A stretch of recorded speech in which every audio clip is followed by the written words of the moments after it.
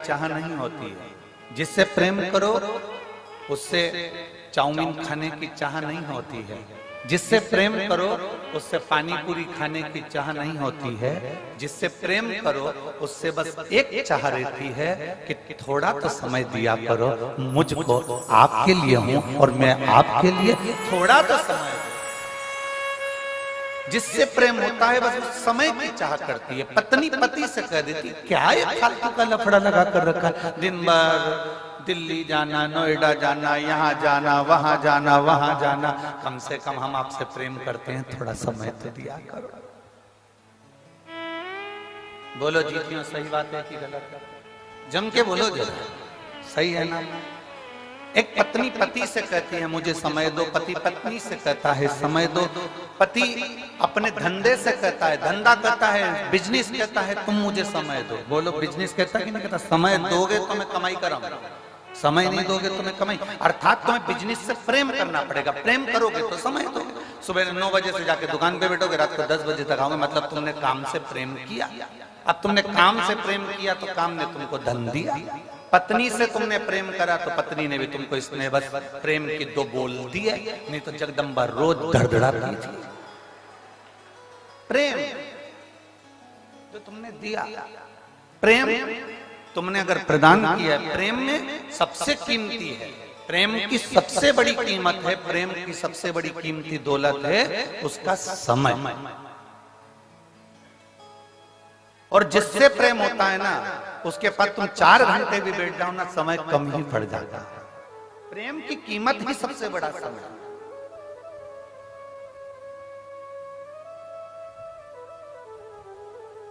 अब गुरु को क्या चाहिए?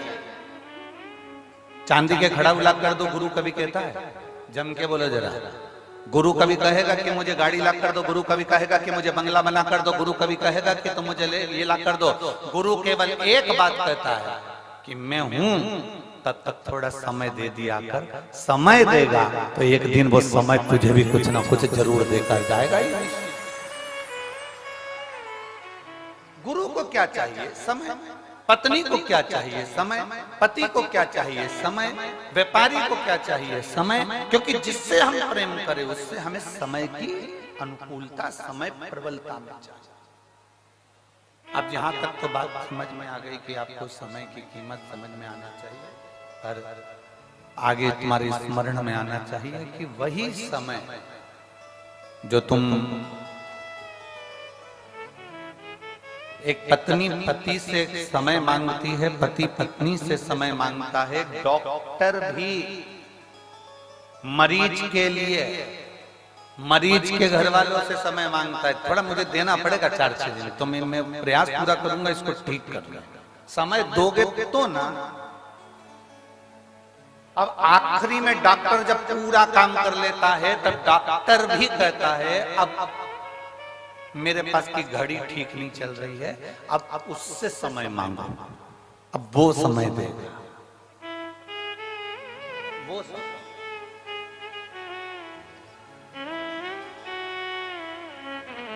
और अब उससे प्रार्थना करी, उससे निवेदन करा, उससे विनती करी, उससे चाकरी करी। तो जब हम उससे प्रार्थना करें, उससे विनती करें, तो उसने भी अपने खाते खोल कर देखा, डायरी निकाली भोलेनाथ जी ने, और डायरी निकाल कर देखा, जरा देखो तो राम बाबू को देखो, राम बाबू को इसने शंकर जी को कितना समय दिया था देखो जरा। तो इन्होंने कहा साहब वो सिरसा में कथा चल रही थी तारा बाबा की कुटिया में, तो ये 2 घंटे पहले तो कथा में आ गया था और 3 घंटे की कथा सुनी, और 3 घंटे की कथा में भी 2-4 आधा घंटा तो इसने यूं ही निकाल दिया घूमने फिरने में। तो इसका आधा घंटा तो काट दो और बाकी का जितना समय बचा है, एक काम करो, इसने शिव की कथा में समय दिया, गुरु की सेवा में समय दिया, परमात्मा की सेवा में समय दिया, शिव पुराण में समय दिया, इसलिए इसकी अंत घड़ी में भी इसका समय बढ़ा दिया जाए, इसको समय दिया है। फिर वही कल वाली बात आ गई,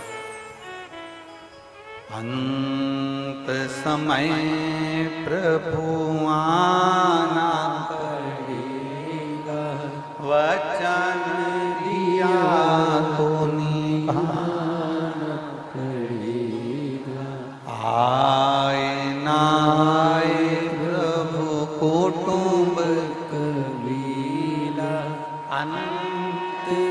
समय प्रभु आना पड़ेगा, वचन दिया तो निभाना पड़ेगा, और अंत समय प्रभु आना पड़ेगा। तुमने समय दिया तो सामने वाले ने समय।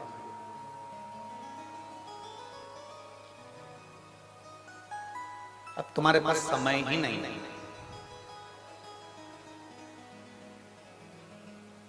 कल हमें गोविंद जी सुना रहे थे,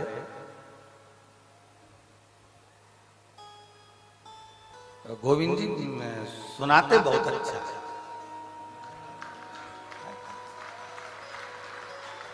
देखना गोविंद जी, हम कथाकारों पर भी कृपा करना।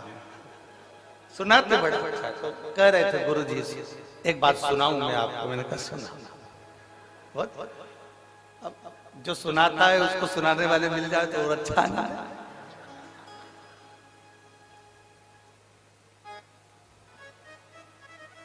कल किसी एक भक्त का मैसेज भी आया, उसने कहा गुरु जी हरियाणा में सब दमदार लोग रहते हैं। हमने कहा तुम्हें कोई मिला क्या? हमने कहा एक ही भारी है। किससे मिले जाते हैं? मिले भी तो मिले कैसे? अब कहने गुरु जी, एक बार बाबा जी के पास हम बैठे हुए थे और वो बोले गोपाल जी को कि गोपाल नहीं आया। तो कहा बाबा जी निकले हैं, अब आएंगे तो वो गाड़ी से चले हैं नोएडा आदि से, तो वो धीरे धीरे धीरे धीरे पहुंचेंगे। अब लंबा सफर 300 किलोमीटर का। तो गोविंद जी कह रहे थे बाबा जी बोले उसको बोलो ना कि हेलीकॉप्टर उतार लाया।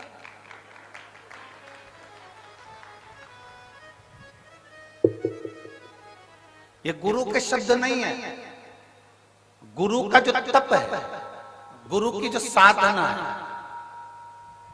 गुरु ने जिसको भजा है वो महादेव के शब्द गुरु की वाणी से निकलता है। वो महादेव का शब्द गुरु की वाणी से निकलता है। हमने पहले भी आपको कथा में कहा, सियोर वाला महाराज कभी शिव पुराण की कथा नहीं बांट सकता और हमारी सामर्थ्यता भी नहीं। आप लाखों की संख्या में आते हो, रात भर से नींद नहीं आई है, गोविंद जी से पूछो इनसे। और एक वो इनकी वो बेटी कहाँ गई, वो दिन भर सेवा में लगी रही, टेंट कहाँ कहाँ लगाना है, क्योंकि कल जितने पंडाल बनाए थे उसमें पांव रखने की जगह नहीं थी एक भी पंडाल के।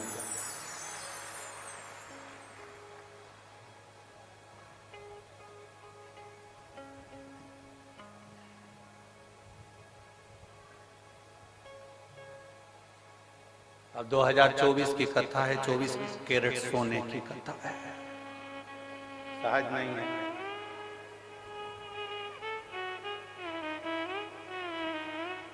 शिव तत्व शंकर को पहचानना, गुरु को पहचानना, सतगुरु को पहचानना, संत को पहचानना, भगवंत को पहचानना, माता पिता को पहचानना। गुरु के कभी शब्द नहीं है। शब्द उस परमात्मा के जो उसने जपा है, जो उसने साधना करी है, जो उसने भजा है, जिसकी वो आराधना करता है, शब्द उसके हो, गुरु के शब्द नहीं।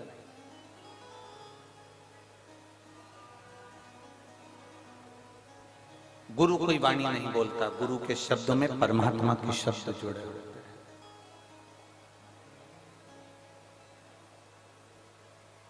सहजता नहीं है गुरु की वाणी। आप तारा बाबा जी की कुटिया में बैठकर अगर कथा को सुन रहे हैं, शिव महापुराण की कथा को धारण कर रहे हैं, हमने एक बार पहले कथा में कहा था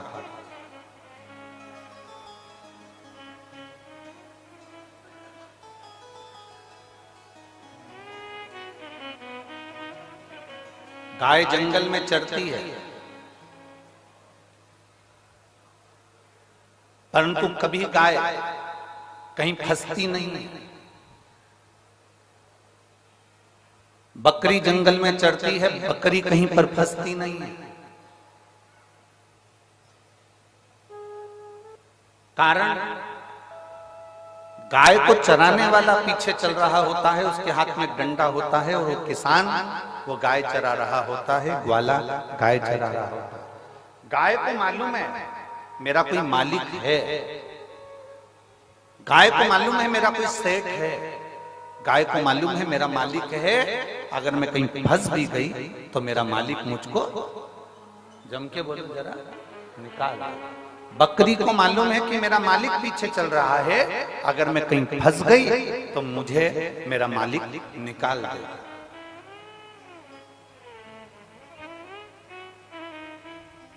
बकरी को मालूम है कि मेरा मालिक मुझे निकाल देगा, भेड़ को मालूम है कि मेरा मालिक मुझे निकाल देगा, ऊंट को मालूम है कि मेरा मालिक मुझे निकाल देगा, घोड़े को मालूम है कि मेरा मालिक मुझे निकाल देगा।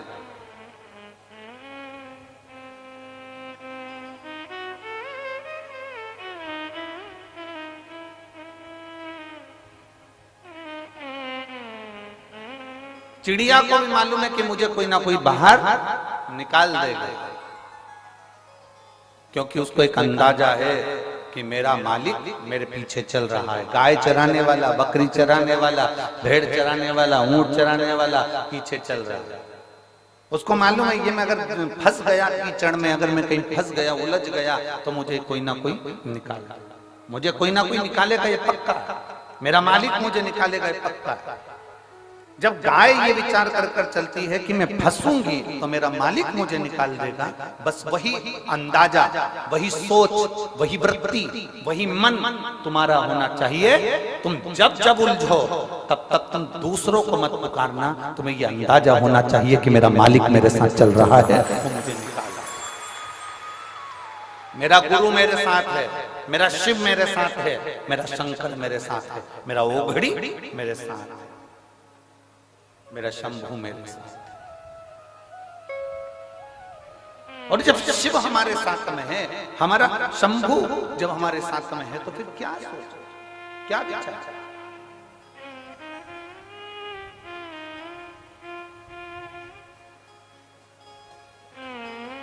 बहुत अच्छा बंगला देखोगे ना तो तुम्हारे मन में एक बात जरूर आएगी, इतनी सुंदर दीवार है ना, अंदर से बंगला कितना सुंदर। जाके देखो क्या। खूब सुंदर होटल देखोगे ना तो तुम्हारे मन में बात जरूर आएगी कि कितनी सुंदर होटल है, एक बार अंदर जाके देखो क्या। बोलो बोलो सही है कि गलत। तुम्हारे मार्केट में कोई चाउमीन की दुकान खुल गई, पानी पतासे की दुकान खुल गई, मिठाई की दुकान खुल गई, मोबाइल की दुकान खुल गई, कोई कपड़े की दुकान खुल गई, बहुत सुंदर दुकान खुली, खूब अच्छा मॉल खुला, तुम्हारे मन में जरूर आएगा कि जरा एक बार मैं भी जाकर तो देखो। बोलो बोलो जम के बोलो, सही है, जाकर तो देखो, देखो तो सही।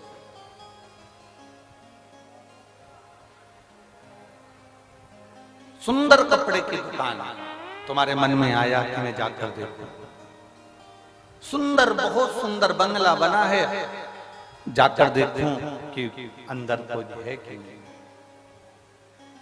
मन में उत्सुकता, अच्छा एलिवेशन देखा तो तुम्हारे मन में भाव प्रकट हो गया कि मैं अंदर जाकर देखूं।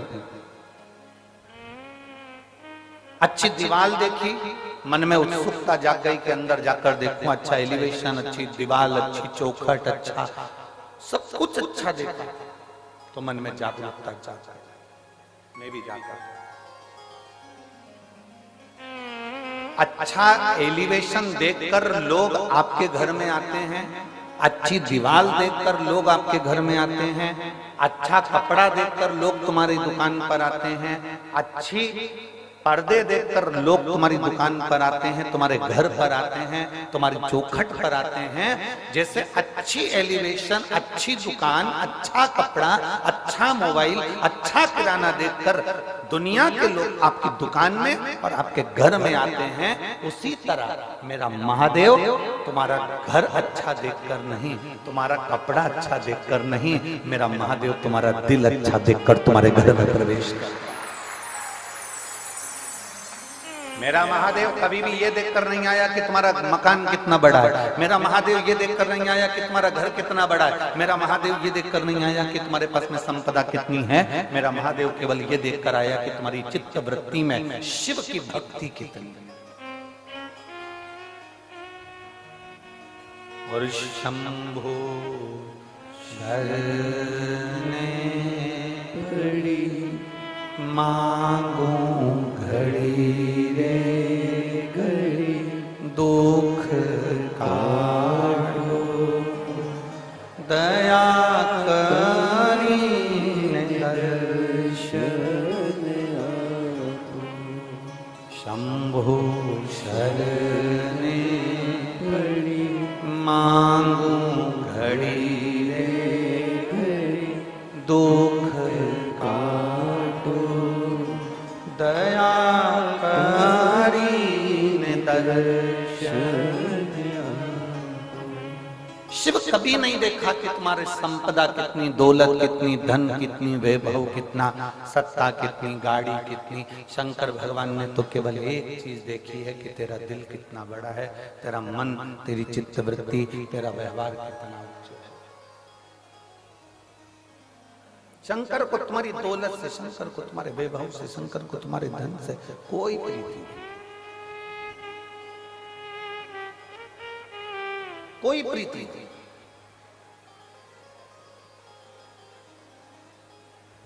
कल गोविंद जी बता रहे थे कि गुरुजी हम तारा बाबा जी से कहते थे कि आपकी झोपड़ी छोटी सी है, इसको बड़ा कर दें। तो बाबा जी कहते थे मुझे क्या करना बड़े महल में रहकर, मेरी झोपड़ी ही अच्छी है। बाबा जी हम कुछ अच्छा बना दें आप, मुझे क्या करना, मुझे तो उससे कुछ नहीं बनवाना, मेरा जैसा है वैसा।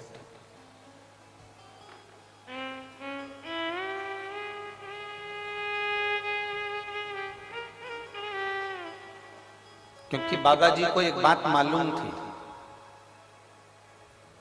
जो शंकर का उपासक होता है ना, जो शिव की आराधना करने वाला होता है ना,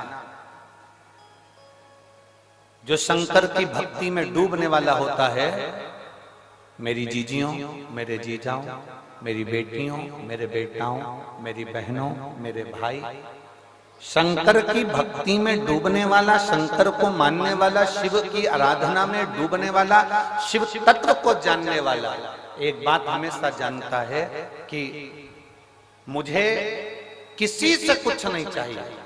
जो शिव की आराधना करने वाला होता है वो शंकर से ही मांगकर बहुत कुछ प्राप्त कर लेता है। शिव जी के 21 अवतार हुए हैं, शंकर भगवान के 21 अवतार एक हुए हैं, फिर 11 रुद्र अवतार अलग हुए हैं। उन 21 रुद्र अवतार में भगवान शंकर के 21 अवतार में एक अवतार है भगवान का गृहपति अवतार। शंकर भगवान के 21 अवतार में से एक अवतार है गृहपति अवतार। महाराज मां नर्मदा जी के तट पर नर्मदापुरम में एक विश्वानर मुनि रहते थे। शिव महापुराण की कथा कहती है शंकर जी के 21 अवतार में से एक अवतार है गृहपति अवतार। मां नर्मदा जी के तट पर, मां नर्मदा जी के तट के ऊपर नर्मदापुरम में एक सुंदर विश्वानर मुनि रहते थे, ग्रस्त थे। अपनी धर्म पत्नी के साथ में उनका निवास। जैसे विश्वानर मुनि थे वैसे ही उनकी धर्म पत्नी।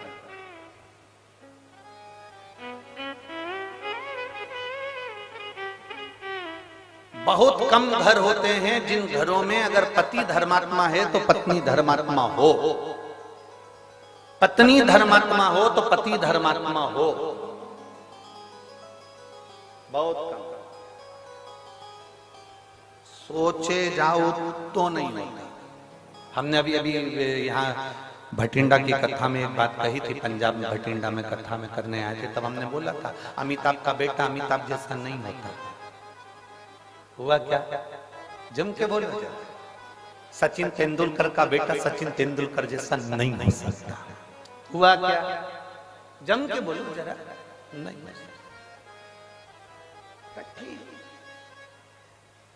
एक अच्छे से अच्छा मुख्यमंत्री हो, प्रधानमंत्री हो, मिनिस्टर हो, कहीं का भी मंत्री हो, तो उसका बेटा उसके जैसा नहीं हो ही नहीं सकता। क्योंकि मेरे भोले बाबा एक बार जिसको जन्म दे देते हैं, एक बार जिसको जन्म दे देते हैं और उसमें इतना टैलेंट देकर पैदा करते हैं, उसमें ऐसा ज्ञान देकर पैदा करते हैं, उसके जैसा भगवान दूसरा नहीं बनाता, उससे कम बनाएगा पर उसके जैसा नहीं बना पाएगा।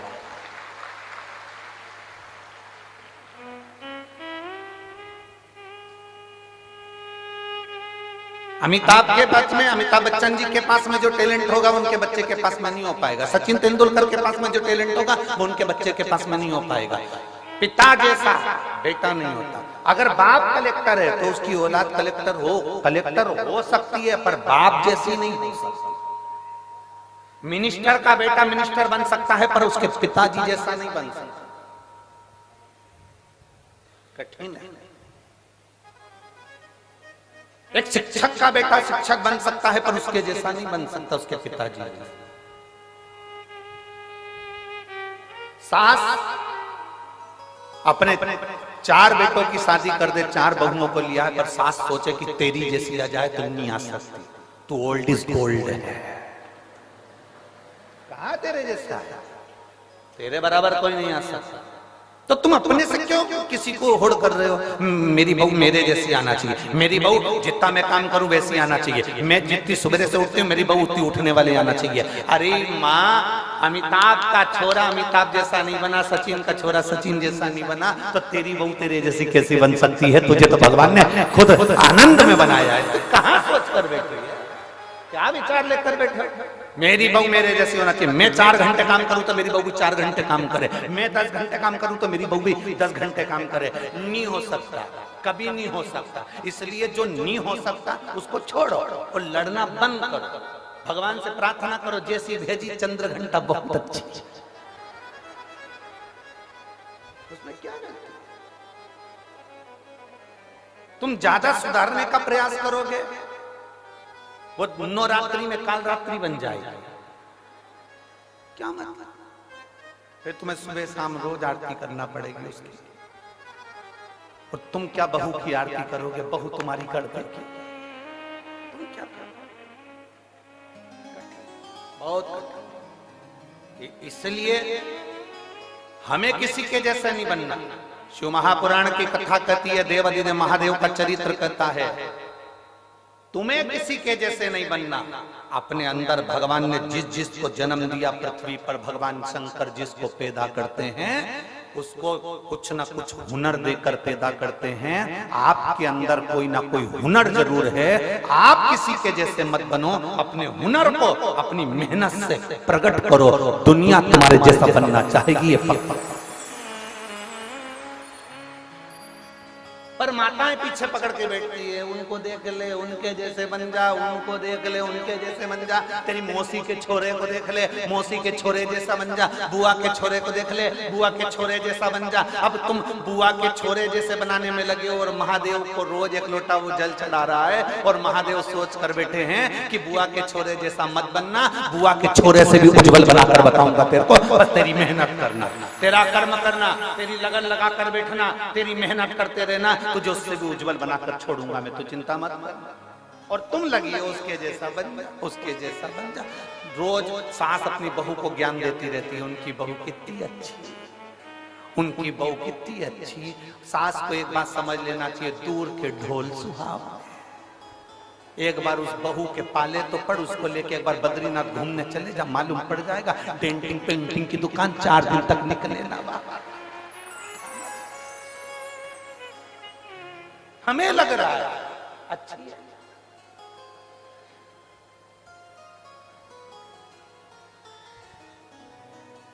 ये बहुत बहुत विचित्र बात है। हर पत्नी को ये लगता है तुम्हारा दोस्त कितना अच्छा है, उस दोस्त की पत्नी भी कहती है तुम्हारा दोस्त कितना अच्छा है। बस ये दोनों की भ्रम का है। उसको लग रहा है कि भैया जी अच्छे हैं, उनकी पत्नी को लग रहा है भैया जी अच्छे हैं। अब उनको क्या मालूम कि दोनों ही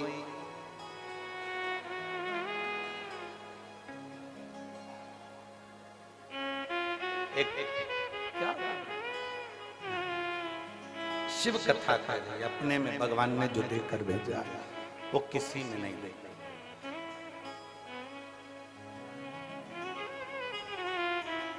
और दया की ना हो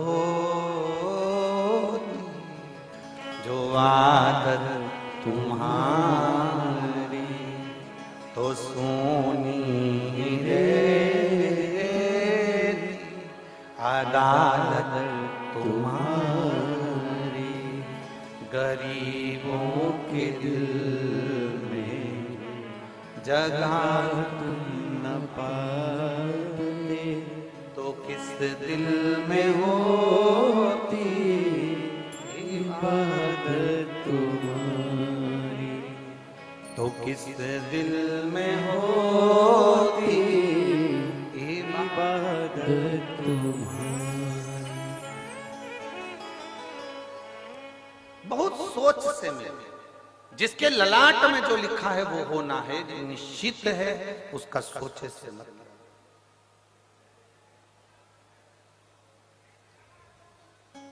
यहाँ जितनी माताएं बैठी हैं ना, अपने बेटे के लिए अच्छे से अच्छी बहू ढूंढने का प्रयास करती हैं, बेटी के लिए अच्छे से अच्छा दामाद ढूंढने का प्रयास करती हैं। जितनी बेटे, ऐसी कोई माता नहीं होगी जो रोज भगवान के मंदिर में जाके अपनी बहू के लिए छोरा नहीं मांगती होगी, पोता नहीं मांगती होगी। कोई नहीं कहता कि पोती दे दे, पर भगवान ने जो सोच कर रखा है वो देता है तुम्हारे सोचे से। वो कहते हैं भोले बाबा अमर वरदान दे दो, भोले बाबा अमर वरदान दे दो। जैसी बेटी है दामाद दे दो, जैसी बेटी है वैसा दामाद दे दो। बेटी हमारी है राधा के जैसी, बेटी हमारी है राधा के जैसी, कान्हा के जैसा, कान्हा के जैसा दामाद दे दो। जैसी बेटी है वैसा दामाद दे दो। भोले बाबा अमर वरदान दे दो। जैसी बेटी है वैसा दामाद दे दो। बेटी हमारी है लक्ष्मी के जैसी, बेटी हमारी है लक्ष्मी के जैसी, नारायण जैसा दामाद दे दो। नारायण जैसा दामाद दे दो। जैसी बेटी है वैसा दामाद दे दो। जैसी बेटी है वैसा दामाद दे दो। भोले बाबा अमर वरदान दे दो। भोले बाबा सदा वरदान दे दो। जैसी बेटी है वैसी। बेटी हमारी है गोरा के जैसी, बेटी हमारी है गोरा के जैसी, आप जैसा ही हमको दामाद दे दो। आप जैसा ही हमको दामाद दे दो।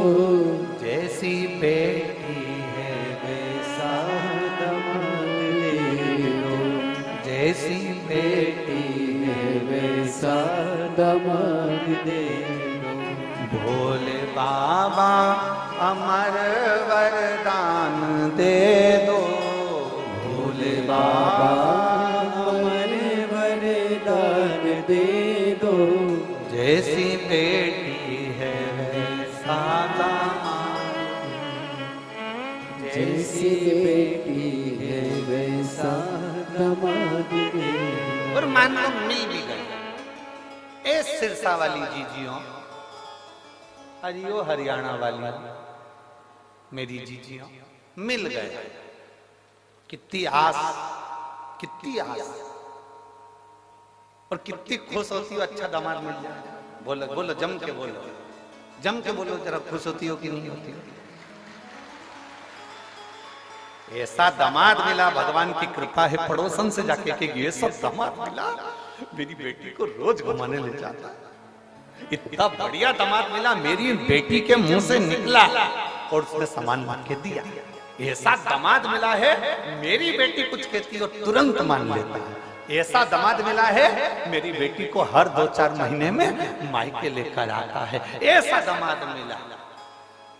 अब जैसा तुमने मांगा था ऐसा दामाद दे दो, तुम्हारी बेटी को वैसा पति मिल गया। जैसा तुमने मांगा था उसी तरह तुम्हारी बहू की मां ने भी ऐसा ही मांगा था।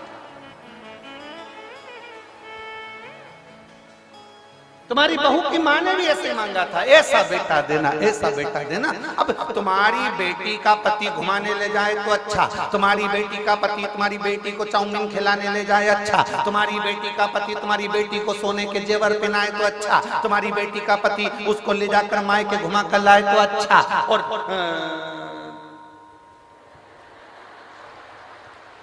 अब क्या बोलो, तुम सब समझदार हो, बोलो बोलो। और तुम्हारा बेटा अगर तुम्हारी बहू को घुमाने ले जाए तो बेकार, वो तो जोरू का गुलाम हो गया।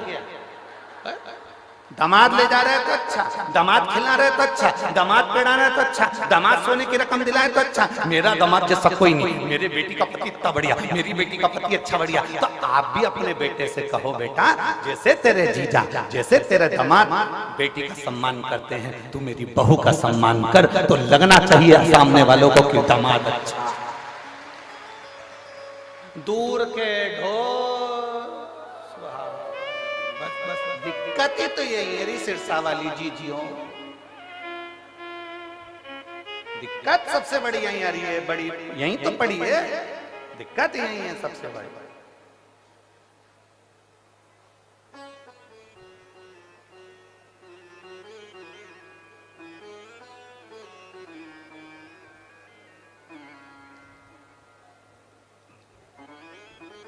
हमें दिक्कत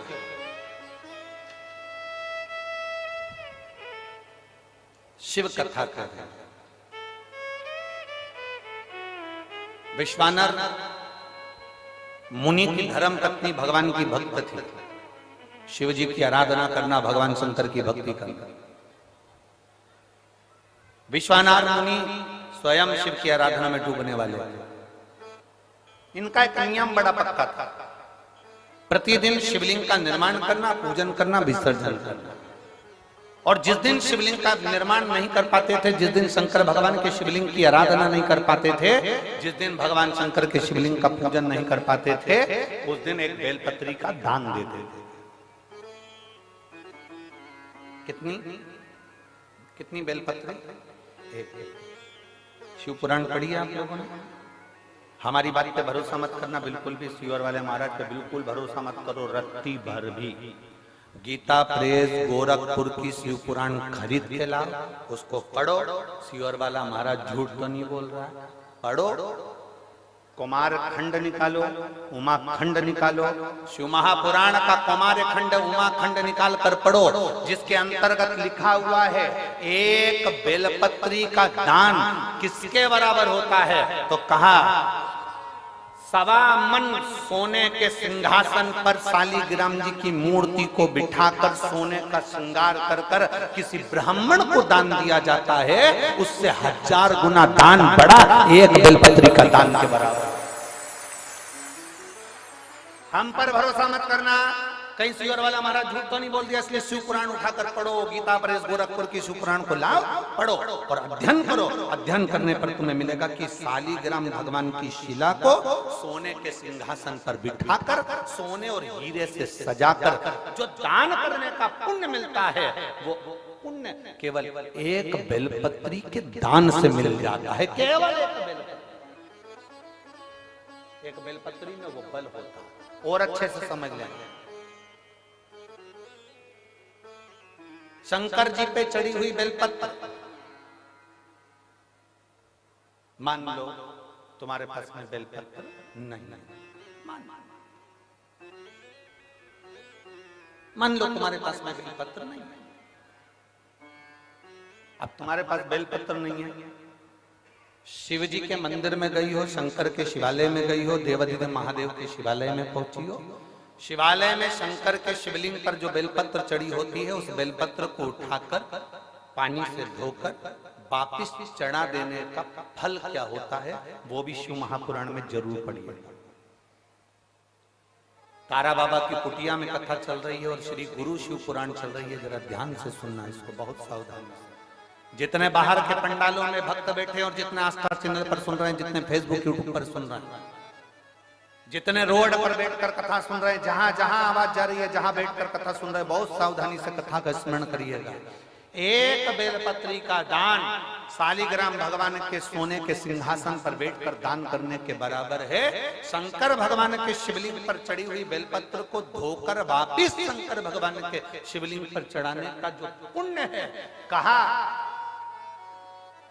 भारत की भूमि पर 26,000 जो पवित्र नदियां बनी हैं, उन नदियों में आप स्नान कर कर आएंगे और चारों धामों का दर्शन, 12 ज्योतिर्लिंग का दर्शन, आप सारी सप्तपुरियों का दर्शन कर कर आएंगे। उसका जो पुण्य फल होगा, एक बेलपत्री को शंकर पर से उठाकर मिलाकर वापिस शंकर को चढ़ाने का ये फल हमें तुरंत प्राप्त हो जाता है। केवल एक बेलपत्री को उठाकर धोकर चढ़ा देंगे, ये फल प्राप्त होगा।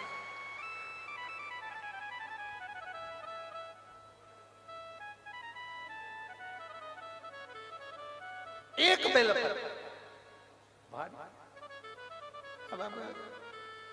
ना जाने कौन कौन ने ऐसा नियम बना दिया, हमें तो समझ में नहीं आता। थोड़ा सा दुनिया के लोग लोभ लालच में नियम बनाए हो तो बात दूसरी।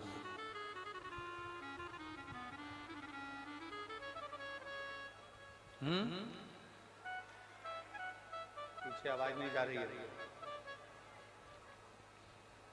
पीछे की आवाज खोलिए, पीछे की। वहां जाके बक्से के तारों चेक करिए कि आवाज क्यों नहीं पहुंच रही है।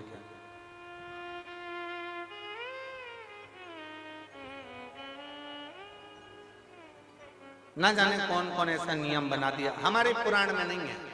फिर निवेदन करेंगे, बहुत सावधानी से सुनिएगा कथा। लोगों को थोड़ा बुरा लग सकता है हमारी कथा, तो वो तो लगता रहता है, उसमें स्मरण ना करें।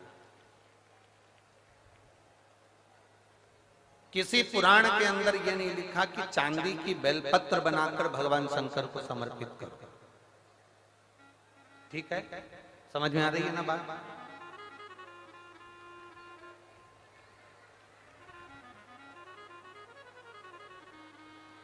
किसी पुराण के अंदर यह नहीं लिखा, किसी शास्त्र के अंदर यह नहीं लिखा कि चांदी की बेलपत्र बनाओ, सोने की बेलपत्र बनाओ और भगवान को चढ़ाओ, भगवान को समर्पित करो।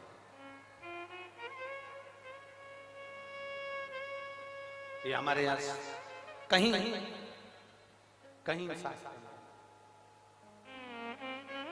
कहीं हमारी पुराणों में नहीं लिखा गया, कहीं पर।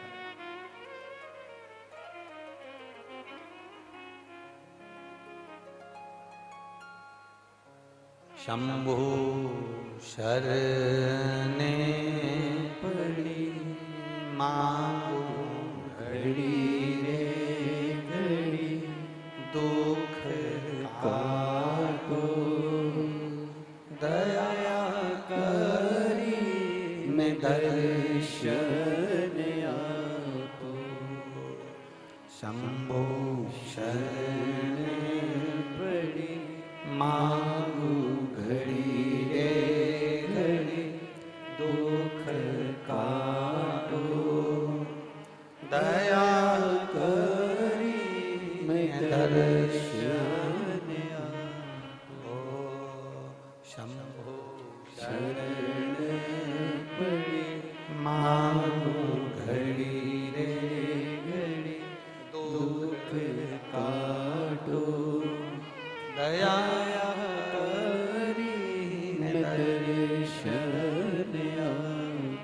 किसी ने एक नया नियम बनाया, चांदी की बेलपत्र शंकर जी को चढ़ाना, सोने की बेलपत्र शिव जी को चढ़ाना। ये हमारे शिव महापुराण के एक भी 24,000 श्लोक में से एक भी श्लोक में कहीं चांदी और सोने की बेलपत्र का प्रसंग नहीं। किसी को जरूरत पड़ने लगी होगी चांदी की बेलपत्र की तो उसने चढ़वा दी होगी, किसी को सोने की बेलपत्र की जरूरत पड़ी होगी तो उसने चढ़ा दी। वो अपना प्रसंग अपनी जगह। सोने की बेलपत्र क्या कोई साधारण सा शिव भक्त चढ़ा सकता है? जम के बोलो जरा। चांदी की बेलपत्र कोई साधारण सा शिव भक्त चढ़ा सकता है क्या? अगर चांदी और सोने की बेलपत्र का नियम आया है तो फिर तांबे पीतल की क्यों नहीं आया? एल्युमिनियम की क्यों नहीं आया? कपड़े की बेलपत्र का क्यों नहीं आया? कागज की बेलपत्र का नियम क्यों नहीं आया? आया तो सोने और चांदी की बेलपत्र का नियम आया। ये हमारे शास्त्र के हिसाब से, ये हमारे शिव पुराण के हिसाब से बिल्कुल नहीं। दूसरे को देखकर कभी मत विचार करना। कई लोग उज्जैन महाकाल का दर्शन करने जाते हैं, कई लोग ओंकारेश्वर का दर्शन करने जाते हैं, कई लोग विश्वनाथ जी का दर्शन करने जाते हैं, तो वहां डलिया मिलती है फूल पत्ती की, तो उसमें एक चांदी की बेलपत्र भी रख देते हैं कि ये चांदी की बेलपत्र वो चढ़ाएंगे और आपको दे देंगे, तो आप वो चांदी की बेलपत्र ले जाके अपनी अपनी तिजोरी में, अलमारी में, अपने अपने घर में रख लेना ना।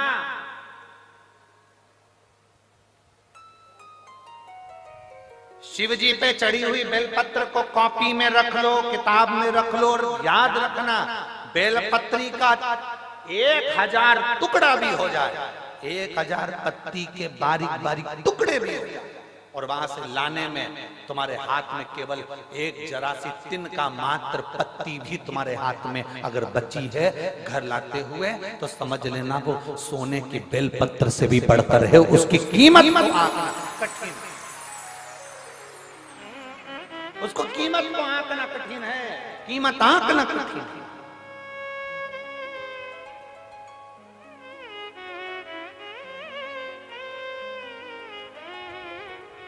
एक बेलपत्री की कीमत को कौन आंक सकता है बाबा?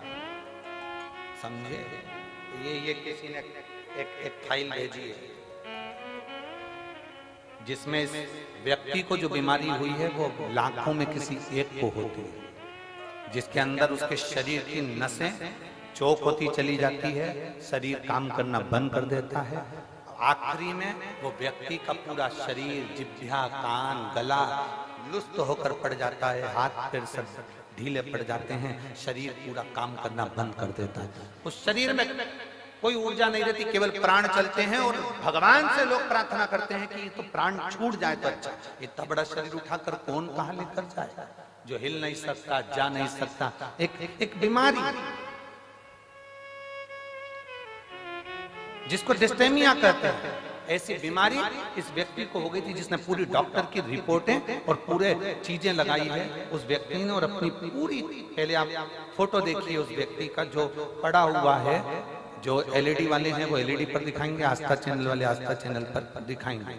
जिस व्यक्ति का शरीर, हाथ, पैर, गर्दन कुछ भी काम नहीं करता था, केवल पड़ा रहता, उसका कोई शरीर काम नहीं करता, कोई शरीर उसका कार्य नहीं करता। अब उसके पत्र पर अपन ध्यान देंगे।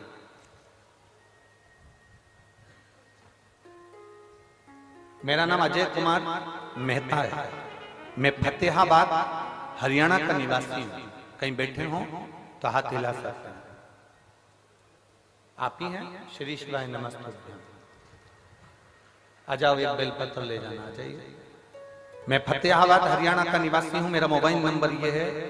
मैंने कोरोना काल में 2021 में पहली वैक्सीन की डोज लगाने के बाद मुझे मालूम नहीं पड़ा कि मेरे शरीर को क्या हो गया। समय आया, मेरे शरीर ने काम करना बंद कर दिया और मेरा शरीर पूरी तरह से शिथिल हो गया। गर्दन ठहर नहीं पाती थी, हाथ गिर जाता था, पांव उठ नहीं पाता था, शरीर पूरा ऐसा ही पलंग पर पड़ा रहता था। हमने गुड़गांव मैदानता में दिखाया, वहां दिखाने के बाद मालूम पड़ा कि मुझे बीमारी हो गई है। ये बीमारी लाखों लोगों में एक को होती है, जिसका इलाज पूरे विदेश में भी नहीं है। किसी पेशेंट को कभी अच्छा होता हुआ इस बीमारी के अंतर्गत नहीं देखा गया। लगभग इस बीमारी में एक इंजेक्शन लगता है, पर वो भी मुझे लॉक नहीं कर रहा था। बार बार हम डॉक्टर को दिखाने गए, हमने विदेश तक में जाकर इसकी जांच कराई, पर इसका कोई हल नहीं निकला। ये बीमारी जैसी की जैसे थी, एक इंजेक्शन लगवाते थोड़ा सा आराम मिलता, फिर वैसे ही हो जाते। गर्दन ठेरती नहीं, हाथ ठेरता नहीं, पांव ठेरता नहीं। इलाज करते करते थक गए। तब मेरी धर्मपत्नी और उसकी मित्र निधि खन्ना ने उसको आपके बारे में कथा का वर्णन किया। तब मेरी पत्नी ने कथा को सुनना प्रारंभ करा और शिव महापुराण की कथा आस्था चैनल पर सुनी। आप कहते हो आसन लगाकर कथा सुनने का फल क्या होता है, मैं बताता हूं। जिस पांव और हाथ से मैं काम नहीं कर पाता था, जिस गर्दन को मैं उठा नहीं सकता था, आज बाबा की कृपा से मुझे ठीक होने में केवल शिव की कृपा थी। डॉक्टरों ने कह दिया था इस बीमारी का कोई हल नहीं है, कोई इलाज नहीं है। हम कई बार विदेशों पर गए, पर कोई हल नहीं निकला। तब आखिरी में पशुपतिनाथ का व्रत शिव जी पे चढ़ाया गया। एक लोटा जल और एक बेलपत्र ने ऐसा कमाल करा कि डॉक्टर को जब फोन लगाते थे तो डॉक्टर सोचते थे कि ये इंजेक्शन लगवाने आएगा। हमने दूसरी बार डॉक्टर को फोन लगाकर कहा, डॉक्टर साहब ने पूछा क्या हुआ, तबीयत ज्यादा तो नहीं हो गई? तो हमने कहा अब हम पूरी तरह से ठीक हो गए हैं। कैसे? आश्चर्य की बात है, डॉक्टर भी आश्चर्य में था विदेश का, जिसने कहा कि ये हो ही नहीं सकता, ये बीमारी कभी ठीक नहीं हो सकती। तो डॉक्टर भी आश्चर्य में पड़ गया जब हम चलने फिरने लगे और अपनी गर्दन भी ठेरने लगी। हम बाबा की कृपा से ठीक हैं, हमारा फोटो भी लगा रहे हैं और हम कथा के मंडप में भी आए। आइए, श्री शिवाय नमस्ते।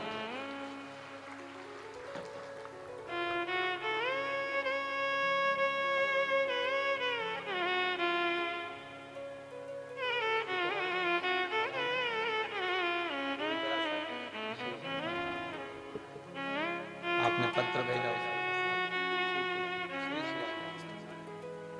ये शिव तत्व है। जो व्यक्ति पलंग पर से नहीं उठता था, जिसका शरीर काम नहीं करता, लाखों में किसी एक को वो बीमारी हो जाती है जिसमें शरीर पूरा तरह से चोक हो जाता है। कई बच्चे ऐसे पड़े हुए हैं, हम उनकी माताओं से निवेदन करेंगे, आपको किसी के पास कहां तक लेकर जाओगे? डॉक्टर को दिखाओ, जांचें कराओ, डॉक्टर बोले वो दवाई खिलाओ, एक्सरसाइज कराओ, सब कुछ डॉक्टर के हिसाब से करो, पर एक बेलपत्र और एक शिवजी पर चढ़ा हुआ जल कुंदकेश्वर महादेव के नाम से जरूर खाना प्रारंभ करो। मेरा देवाधिदेव महादेव साथ जरूर निश्चित।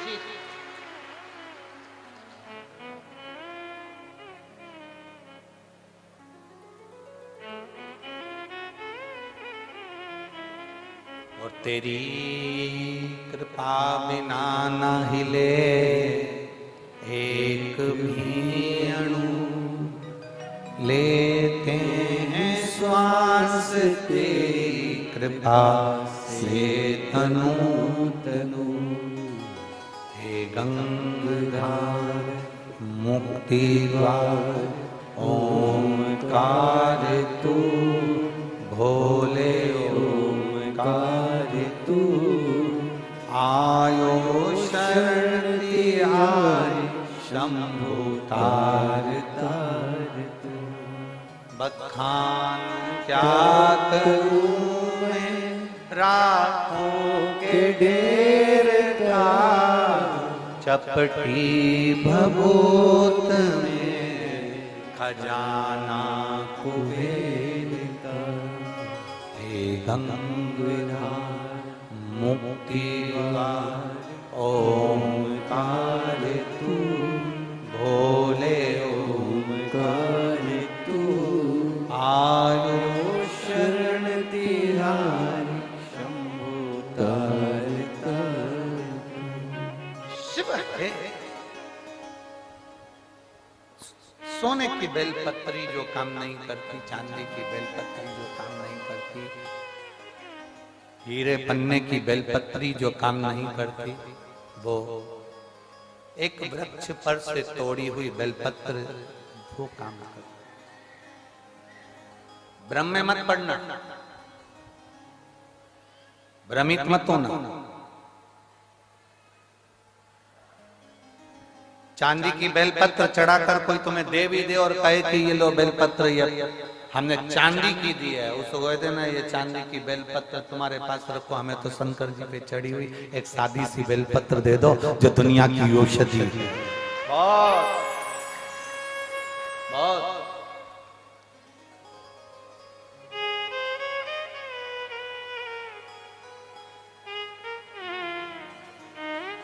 समझना कठिन है। ये शंकर की कथा नहीं है। ये आप लोगों को लग रहा होगा कि तारा बाबा की कुटिया में शिव महापुराण की कथा चल रही है। ये शिव पुराण की कथा नहीं है। ये तारा बाबा जी ने 7 दिन संपूर्ण विश्ववासियों के लिए एक शिविर लगाया है। जो आ गया वो अपने जीवन की सारी खुशियां बटोर कर तारा बाबा की कुटिया से ले गए। शिविर आप धारण करो, आप समझो क्यों उसका स्मरण इतना प्रबल है, क्यों शंकर की कथा का रसतत्व इतना प्रबल होता है, क्यों शिव भक्ति का रसतत्व इतना प्रबल होता है।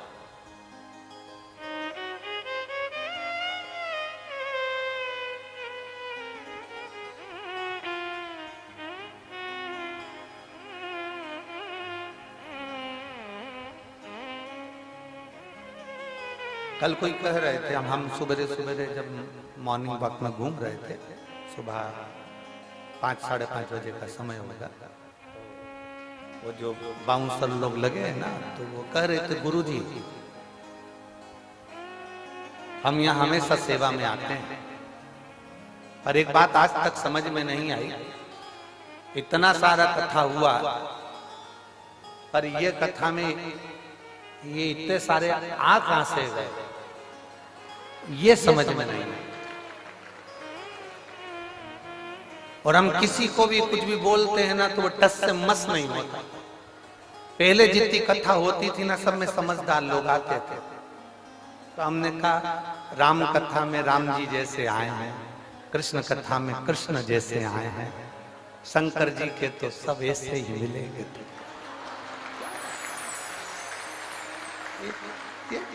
हटने कोई तैयार नहीं होते। गुरु जी शिव पुराण में ऐसा क्या है? हमने कहा तुम भले 7 दिन की सेवा में लगे हो, पर 3 महीने के अंदर तुम्हें मालूम पड़ेगा कि शिव महापुराण में है क्या। हम नहीं बोल कर जाएंगे कि इसमें है क्या। तारा बाबा जी ने ये कथा करवाई है, तारा बाबा जी इस कथा को करवा रहे हैं। हम जजमान का नाम, आयोजक के नाम में भले इनका नाम ले देते, पर आयोजक वही है जो अंदर बैठे हैं, आयोजक वही।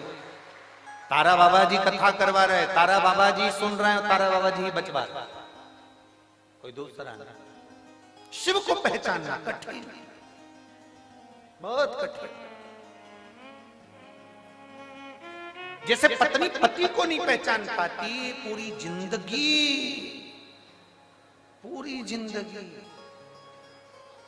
नहीं पहचान पाती। एक पति पत्नी गार्डन में घूम रहे थे, गार्डन में घूमते घूमते सामने से कुत्ता आ गया। कुत्ता पति पत्नी की ओर बढ़ रहा था, पति को डर लगा, पत्नी ने पति का हाथ जम के पकड़ लिया, ये कुत्ता मुझे खा जाएगा। कुत्ता और पास में आया, पत्नी और घबराई, पति को लगा ये कुत्ता मेरी पत्नी को ना काट खा, कुत्ता मुझे काट खाएगा चल जाएगा, पर पत्नी को ना काटे, क्योंकि पत्नी को काटा तो कल बच्चों का टिफिन कौन बनाएगा, बच्चों को स्कूल कौन पहुंचाएगा। कुत्ता मुझे काट खाए पर पत्नी को ना काटे। कुत्ता और आगे बढ़ा, पति घबरा गया, पति घबराया, कहीं कुत्ता मेरी पत्नी को ना काट ले, तो पति ने तुरंत पत्नी को अपनी गोदी में उठा लिया। तुरंत पत्नी को गोदी में उठाया, कुत्ता भाग गया। कुत्ता भागा, इसने पत्नी को नीचे उतारा, पत्नी चिल्ला के दौड़ी, तुम्हारे जैसा बेवकूफ आदमी कहीं नहीं देखा। दुनिया के लोग कुत्ते को भगाने के लिए पत्थर उठाते, तुमने मुझे उठा लिया। कौन समझाए तो समझाए कौन? अरे ओ बाहुरी, उसने तेरे को इसलिए उठाया था कि तुझे ना काटे, और तुझे लगा कि वो मार देंगे। समझ कोई नहीं। सबसे कठिन काम है, बहुत कठिन, कुछ नहीं कठिन।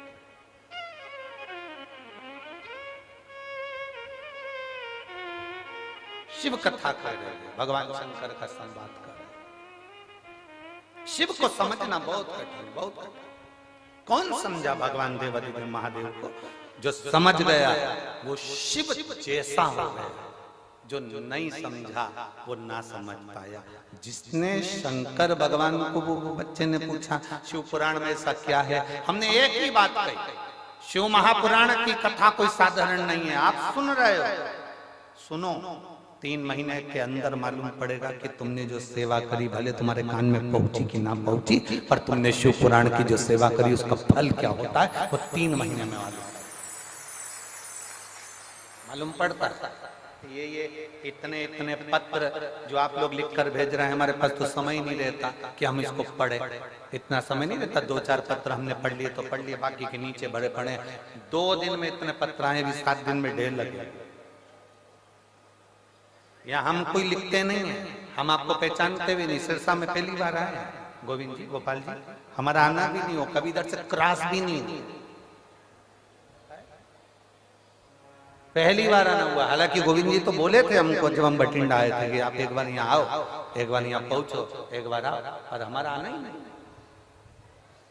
बहुत कट, जब तक भोले बाबा बुलाता नहीं तो हम जाते भी नहीं। हमने पहले भी कहा, हमको गोविंद जी ने नहीं बुलाया, ना गोपाल जी ने बुलाया, अंदर बैठे हैं लंगोटी लगाकर, बाजू में पिछोड़ा रखकर, बड़े अलमस्त होकर बैठे। हम कल गए थे मामा, हमने उनसे बात भी करी, बुला लिया आपने, अलमस्त होकर बैठे, मस्त कथा का लाभ ले। पहचानना कठिन, शिव को जो जान गया वो दुनिया में सब कुछ है। एक पढ़ी लिखी बेटी, एक पत्र देखिए,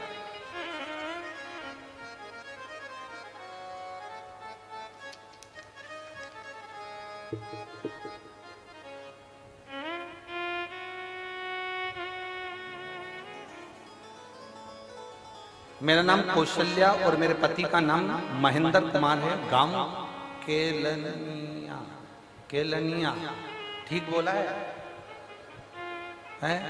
हाँ, तुम समझ जाना, ठीक है, बाकी के तो जाने दो। आप ही हैं? हाथ हिला दो एक बार। श्री शिवाय नमस्ते। गांव केलनिया, सिरसा की रहने वाली हूँ गुरुजी। मेरे बाबा महादेव की कृपा में 14 साल से हरियाणा पुलिस में सरकारी नौकरी कर रही हूँ। हरियाणा पुलिस में मैं 14 साल से सरकारी नौकरी कर रही हूँ गुरुदेव। हंसी खुशी की जिंदगी जी रही थी। एक दिन अचानक 19 दिसंबर 2022 को मेरे पति महेंद्र कुमार का एक्सीडेंट हो गया और सर में इतनी ज्यादा चोट पहुंच गई कि डॉक्टर ने हाथ में केस लेने को मना कर दिया। बहुत मुश्किल था, डॉक्टर के हिसाब से ये जा चुके थे, ऐसा उन्होंने बोल दिया। पति के सर का ऑपरेशन हुआ, फिर भी सर की राइट साइड की हड्डी निकाल दी गई और हड्डी निकालने के बाद डॉक्टर साहब ने उनकी जान बचाने का प्रयास किया। साफ साफ डॉक्टर ने कह दिया कि हम प्रयास कर रहे हैं पर भरोसा नहीं है कि बचेगा ना बचेगा।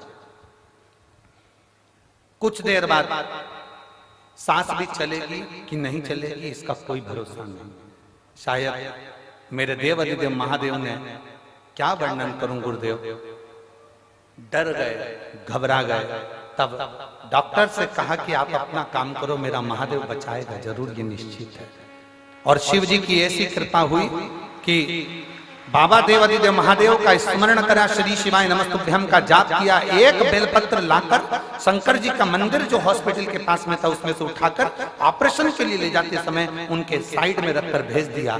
मैं बाबा का क्या गुणगान करूं गुरुदेव, जो डॉक्टरों ने कह दिया था कि भरोसा रत्ती भर भी नहीं है कि बचेगा कि ना बचेगा, पर मेरे बाबा ने जान बचा ली और मैं बाबा को यहाँ नमन करने के लिए आया हूं। गुरुदेव 22 दिन तक कोमा में पड़े रहे, शिवलिंग का जल जाकर उनको चढ़ाती रही, देती रही, और बाबा की कृपा से फिर उन्होंने आंखें खोली और गुरुदेव बाबा की मैं क्या गुणगान करूं। डॉक्टर ने कहा था इनकी याददाश्त कभी नहीं आएगी, क्योंकि याददाश्त निकल गई। गुरुदेव बाबा की कृपा किसको कहते हैं? शिव जी पे चढ़े हुए जल का महत्व तो डॉक्टर भी जान गया, जिस डॉक्टर ने ऑपरेशन करा था, जो करे थे याददाश्त नहीं रहेगी, वो भी जान गए। ये कभी चल नहीं पाएंगे, पलंग पर रहेंगे, ये डॉक्टर के शब्द थे। व्हील चेयर से नीचे नहीं उतर पाएंगे, ये डॉक्टर के शब्द थे। आज मेरे पति धीरे धीरे कर कर पूरे चलते भी हैं और उनकी याददाश्त भी बनी हुई है, और बाबा की कृपा से वो सब अच्छे हो गए। मैं बाबा को नमन करने आया। एक बार हाथ हिला दे बहन। श्री शिवाय नमस्तुभ्यम। शिव तत्व एक बेलपत्र ले जाओ। शिव की भक्ति अविरल भक्ति, शंकर शंकर है, ओघड़ी ओघड़ी है, शंभु शंभु है। और खाली ना जाता कोई दर से तुम्हारे, खाली ना जाता दर से तुम्हारे, मैं भी खड़ी हूँ नंगी बाहें फसाने, अपने हृदय से लगा लो, गिरी जा रही हूँ, उठा लो भोले अपने दर से अब तो न टालो, गिरा जा रहा हूँ, उठा लो। हम उसके भरोसे, हम उसके विश्वास पर दड़ी रहे। ना सोचिए सोने की बेलपत्र में जो बल नहीं, चांदी की बेलपत्र में जो बल नहीं, वो शंकर भगवान की एक बेलपत्र में बल होता है।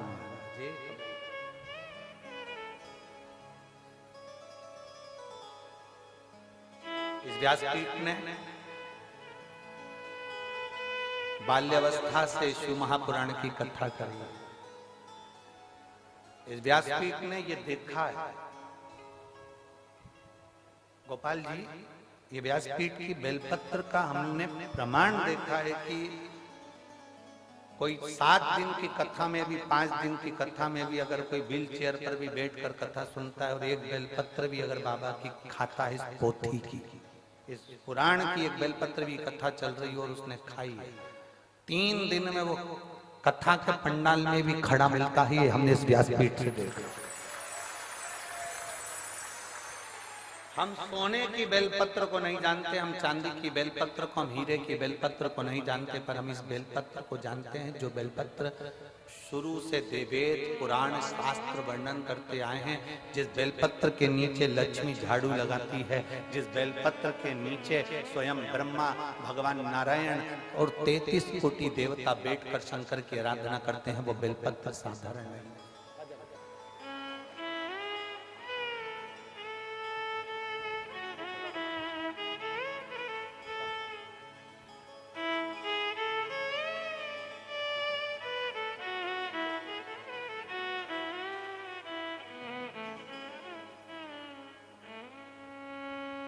अरे लुटा दिया भंडार काशी वाले ने, कर दिया माला माल काशी वाले ने, ओ लुटा दिया, लुटा दिया, लुटा दिया, लुटा दिया, लुटा दिया, लुटा दिया, लुटा दिया, लुटा दिया, अरे लुटा दिया भंडार काशी वाले ने, कर दिया माला माल काशी वाले ने, ओ लुटा दिया भंडार काशी वाले ने, कर दिया माला माल काशी वाले ने, लुटा दिया भंडार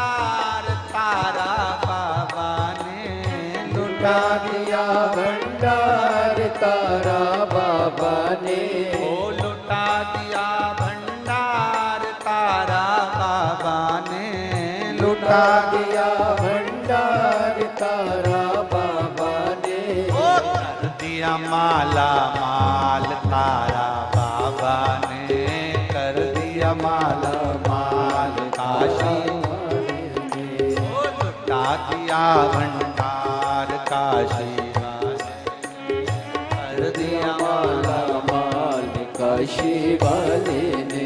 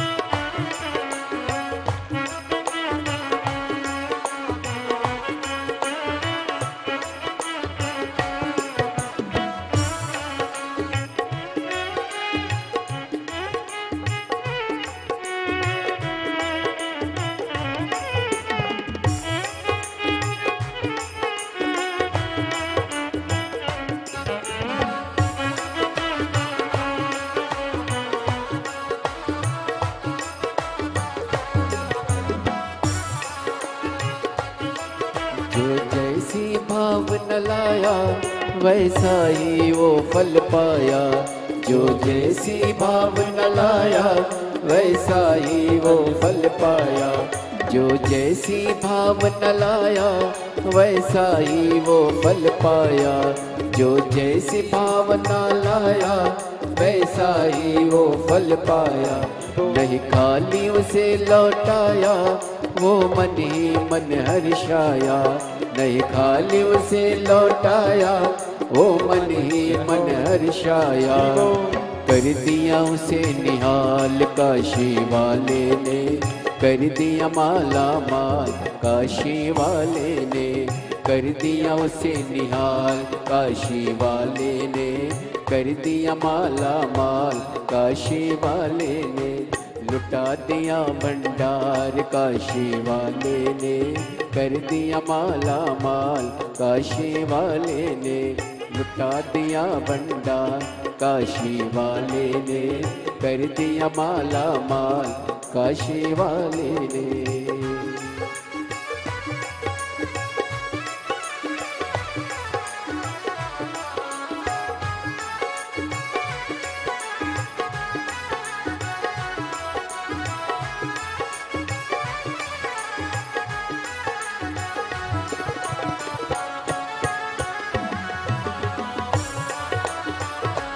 शंभू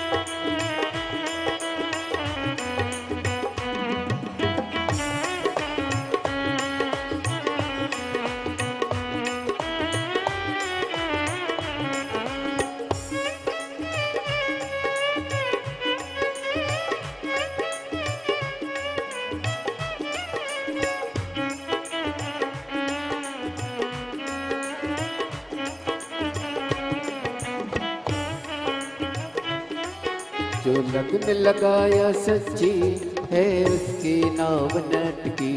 जो लगन लगाया सच्ची है उसकी नाव नटकी। बेड़ों को पार लगाया नहीं देर करी पल भर की। बेड़ों को पार लगाया नहीं देर करी पल भर की। मिटा दिया जंजाल काशी वाले ने कर दिया माला माल। काशी वाले ने मिटा दिया जंजाल काशी वाले ने कर दिया माला माल। काशी वाले ने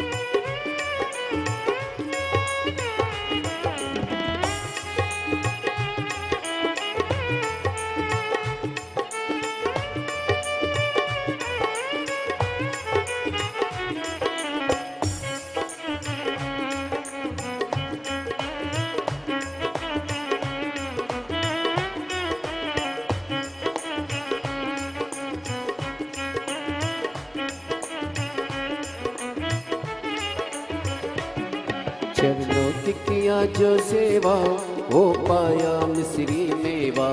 चरणों की किया जो सेवा वो पाया मिस्री मेवा। जिसने है मांगा बेटा वो चांद सा टुकड़ा पाया।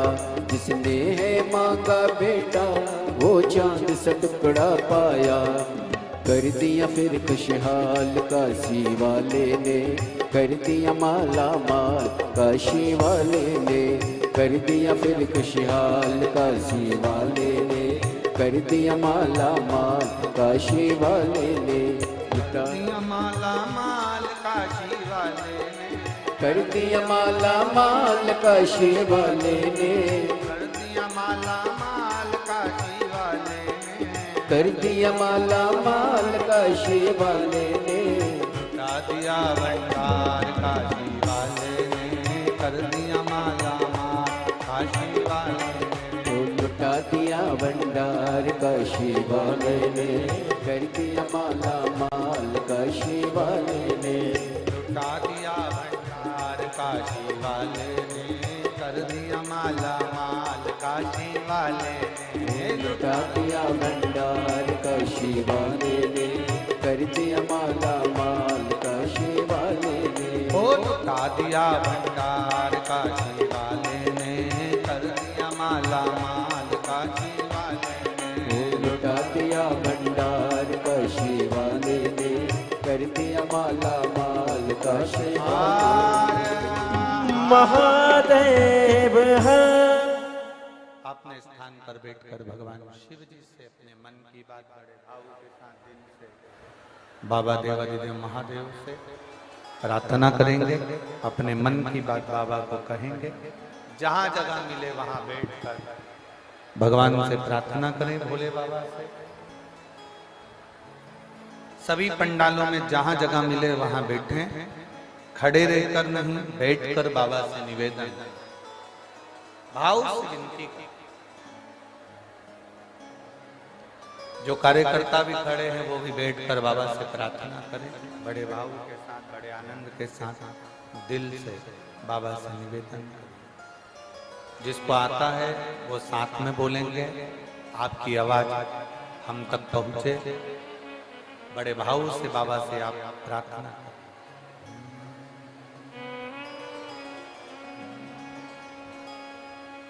श्री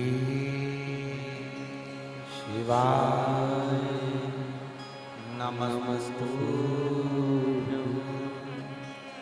श्री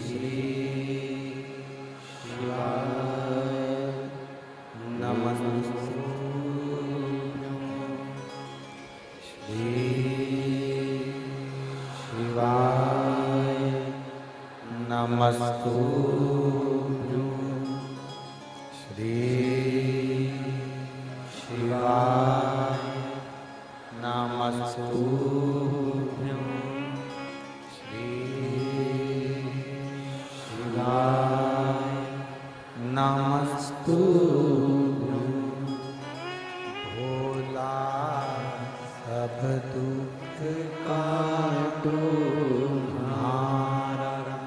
ओ भोला सब दुख काटो हमारा। शिव शंकर जप तेरी माला। भोले बाबा जप तेरी माला। भोला सब दुख काटो हमारा। ओ भोला सब दुख काटो हमारा। वेश है मंगल मंगलकारी। वेश है मंगल मंगलकारी। शमशान वासी हमारा। शमशान वासी हमारा। ओ भोला सब दुख काटो हमारा। ओ भोला सब दुख काटो हमारा। भगवान शिव की कथा कर रहे हैं। देवाधिदेव महादेव का संवाद करता है। शिव महापुराण की कथा करता है।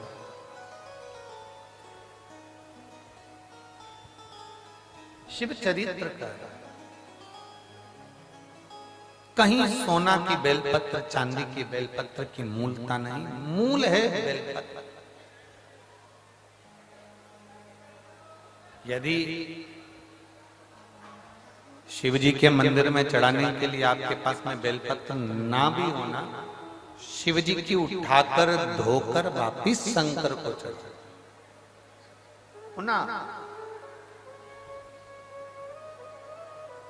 सारे तीर्थों में जो दर्शन का फल होता है, सारे तीर्थों की नदियों में जो स्नान का फल होता है, सप्तपुरियों के जो दर्शन का दान का फल होता है, वो फल एक बेलपत्र को धोकर शिव को चढ़ा देने पर प्राप्त हो जाता है। वो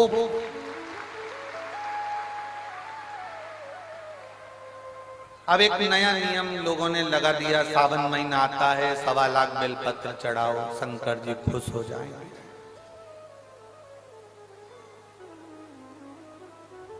ये थोड़ी थोड़ी भ्रांतियां हैं लोगों की। शिव महापुराण इसी को समाप्त करती है बस। शिव पुराण का कार्य यही है कि भ्रम निकालना, भ्रम से दूर कर दे। एक माता जी ने एक प्रश्न किया था, गुरुजी अगर घर में शिवलिंग रखना हो तो उसकी प्राण प्रतिष्ठा करना पड़ती है क्या? उसकी प्राण प्रतिष्ठा की जरूरत होती है क्या? हमने अभी इससे पहले जो कथा थी कुशीनगर उसमें वर्णन किया था, राम जी की प्राण प्रतिष्ठा करना पड़ेगी, कृष्ण भगवान की प्राण प्रतिष्ठा करना पड़ेगी, देवी जी की प्राण प्रतिष्ठा करना पड़ेगी, कोई देवता है तो उनकी प्राण प्रतिष्ठा करना पड़ेगी। पर अगर नर्मदा का कंकर है, नर्मदेश्वर महादेव है, भगवान शंकर के शिवलिंग की कोई प्राण प्रतिष्ठा की जरूरत नहीं पड़ती, वो स्वयं प्रतिष्ठा। पारद का, स्फाटिक का, मोती का, माटी का, चाहे जिस शिवलिंग का आप निर्माण कर रहे हो उस शिवलिंग में आपको प्रतिष्ठा की जरूरत नहीं, आप उसको नर्मदेश्वर मानकर उसका स्मरण करिए। नर्मदेश्वर या तारकेश्वर महादेव में तारा बाबा की कुटिया में 2 शिवलिंग का दर्शन होता है। एक तारा बाबा जी की कुटिया के अंदर जो शिवलिंग विराजमान है वो पारद का शिव, दूसरा जो शिवलिंग शंकर भगवान के मंदिर के अंदर विराजमान है वो नर्मदेश्वर शिवलिंग है। 2 शिवलिंग का दर्शन, एक पारद का है, एक नर्मदा जी का। जैसे सीहोर कुबरेश्वर धाम से लाया हुआ कंकर और रुद्राक्ष औषधि का कार्य करता है। औषधि, आप लोगों में तो कोई गए हैं सीहोर कुबरेश्वर धाम? गए हो? धन्यवाद, प्रणाम आप सबको। रखिए, साधु जाना चाहिए। 12 ज्योतिर्लिंग के मध्य में है कुबरेश्वर धाम। हम तो गोपाल जी को और गोविंद जी को भी कहेंगे, सपरिवार एक बार बाबा के धाम जरूर है। और यहाँ तो शिवरात्रि तक कार्यक्रम रहता है ना, शिवरात्रि के बाद तक वहां रुद्राक्ष उत्सव चलता है। 7 मार्च से 13 मार्च तक चलेगा। उस बीच में वहां रुद्राक्ष महोत्सव, वहां का कंकर शंकर होता है। वहां का कंकर अगर आप लेकर आए हैं और उस कंकर को आप पूज रहे हैं तो उसमें शिव की आकृति का दर्शन होता है। एक दूसरा, वहां का जो रुद्राक्ष है उसको पानी में कैसे भी कितने भी साल तक गलाते रहो, वो रुद्राक्ष में बदबू नहीं आती, सड़ता नहीं है और उसका पानी औषधि का कार्य करता है। इसमें भी कई पत्र से उसमें रखे हैं। वहां का कंकर शंकर है भूमि। हम निवेदन करेंगे आप सबको भी कि आप भी 7 मार्च से 13 मार्च तक जो रुद्राक्ष उत्सव है बाबा के धाम में एक दिन की कथा जरूर सुनना चाहिए। सीहोर की पवित्र भूमि पर गोपाल जी आप भी पधारे, गोविंद जी आप भी पधारो, और जितने यहाँ कथा श्रवण कर रहे हैं सबसे निवेदन अपने जीवन में और जितने आस्था चैनल पर सुन रहे हैं, कुबरेश्वर धाम की पवित्र भूमि पर भले एक रात्रि का विश्राम कर कर कथा सुनो, पर उस कंकर शंकर की धरा पर बैठकर उससे विनय कर कर दिल से उससे प्रार्थना कर कर निवेदन कर कर उसको। और कितना बड़ा सौभाग्य, तारा बाबा की कुटिया से भोलेनाथ जी के द्वार तक की कथा। यहाँ 2 मार्च तक कथा चलेगी, फिर यहाँ शिवरात्रि महोत्सव चालू हो जाता है, चलता है। यहाँ पर भी एक आनंद ही आनंद और वहां पर भी आनंद ही श्रवण।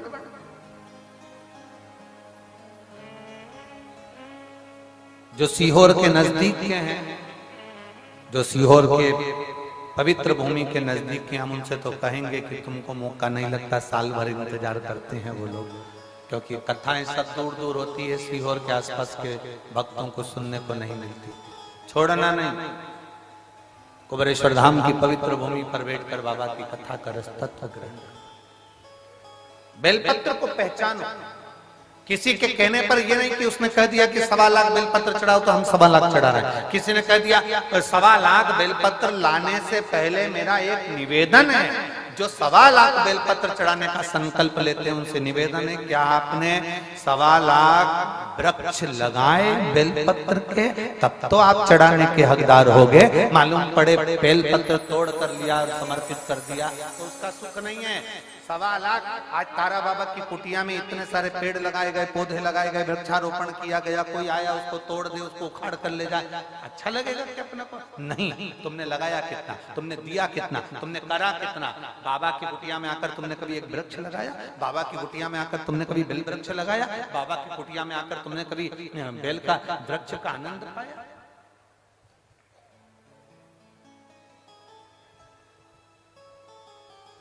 आज इस भूमि पर हम गोविंद जी से और हमारे मन में आया तो हम कह दें क्या गोपाल जी, अगर कर सको तो हम तो विनय कर सकते हैं। ऐसा हमारे शास्त्र कहते हैं, ये शिव पुराण में लिखा है, विद्येश्वर संहिता,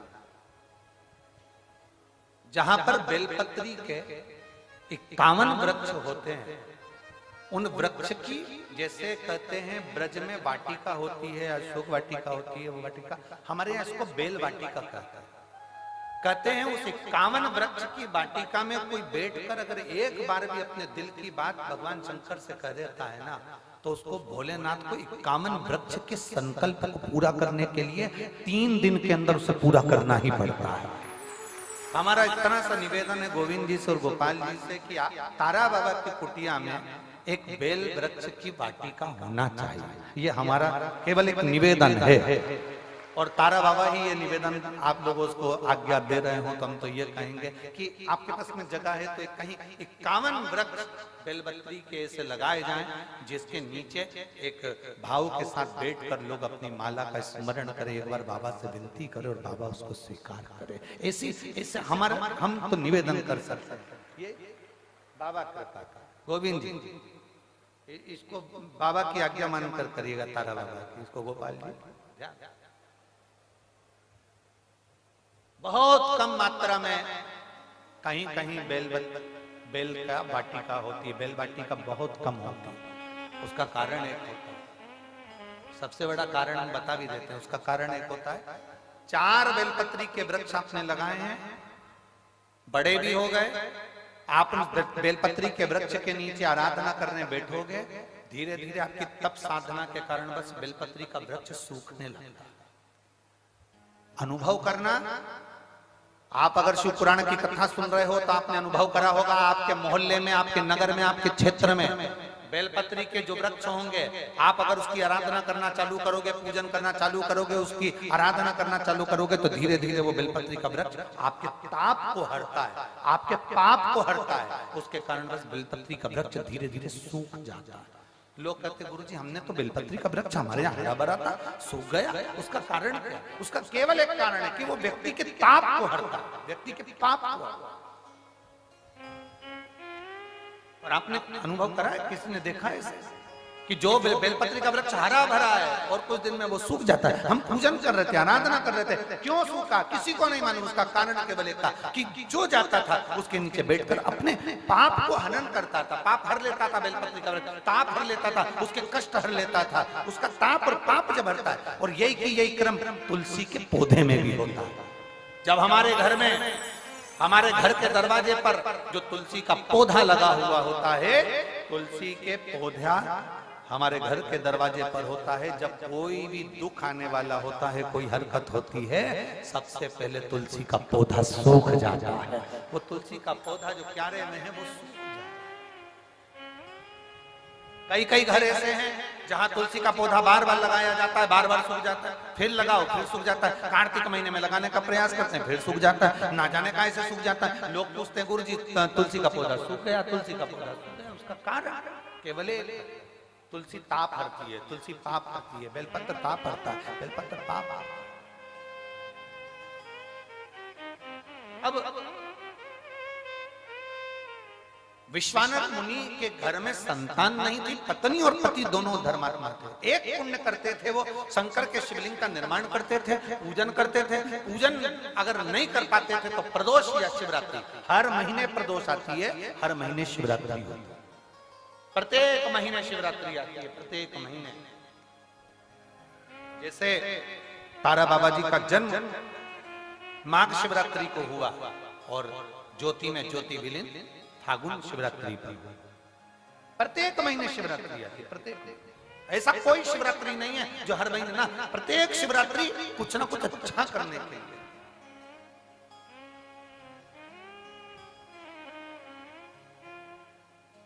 एक बहन ने लिखा, गोविंद जी को हम धन्यवाद देते हैं, गोपाल जी को हम धन्यवाद देते हैं। यहाँ पर हमने बहुत कथा सुनी, पर शिव पुराण के लिए तरस रहे, तो हम गोविंद जी और गोपाल जी को धन्यवाद देते हैं जो तारा बाबा की कुटिया में उन्होंने कथा करवाकर हम सबकी मन की तमन्ना पूरी कर दी।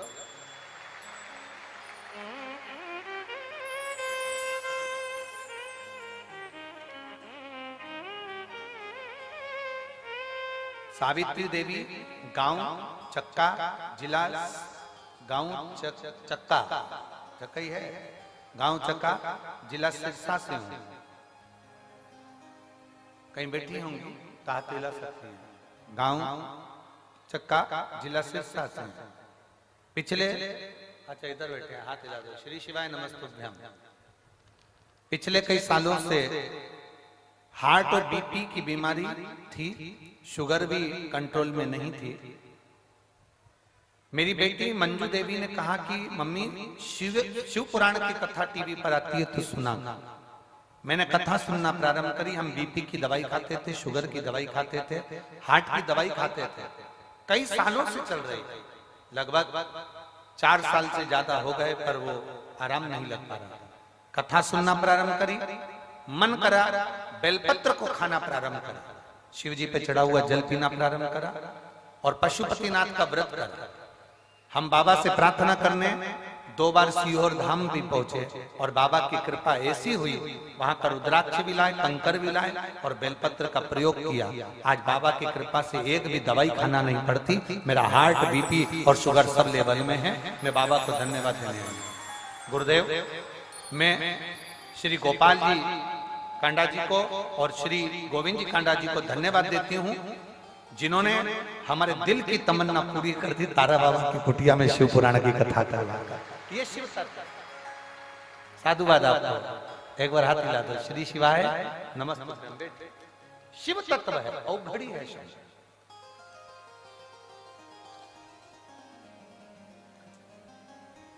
एक दिल से बाबा से प्रार्थना, दिल से। और मेरी जीजियों सुनो, सिरसा वालियों, जरा अच्छे से, भीड़ भले हो, जगह भी ना मिले तो भी उसके दरवाजे तक जाते रहो। वो एक ना एक दिन हमारे दरवाजे पर खड़ा रहेगा। भीड़ भले हो बहुत,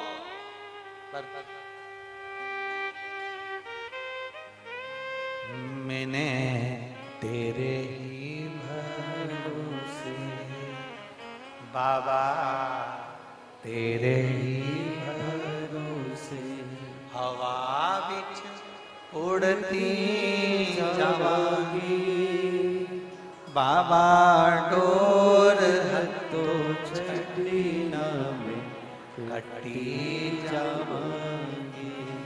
बोले शंभो मैं तेरी बदन हवा बिच उड़ती जावांगी बाबा, डोर हतो छड़ी ना में कटी जावांगी। भोले मैं तेरी बदन। शिव को संतान नहीं थी दोनों के, नियम था प्रदोष शिवरात्रि के दिन अगर अभिषेक ना करवाए, पूजन ना कर पाए तो शंकर जी के मंदिर के द्वार पर जाकर घी का दीप जला, घी का।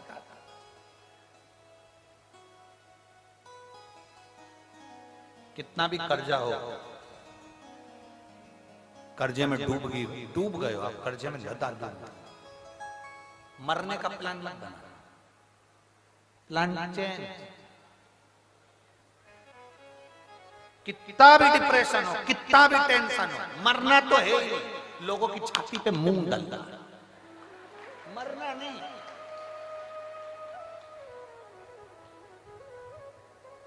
काय को मरे?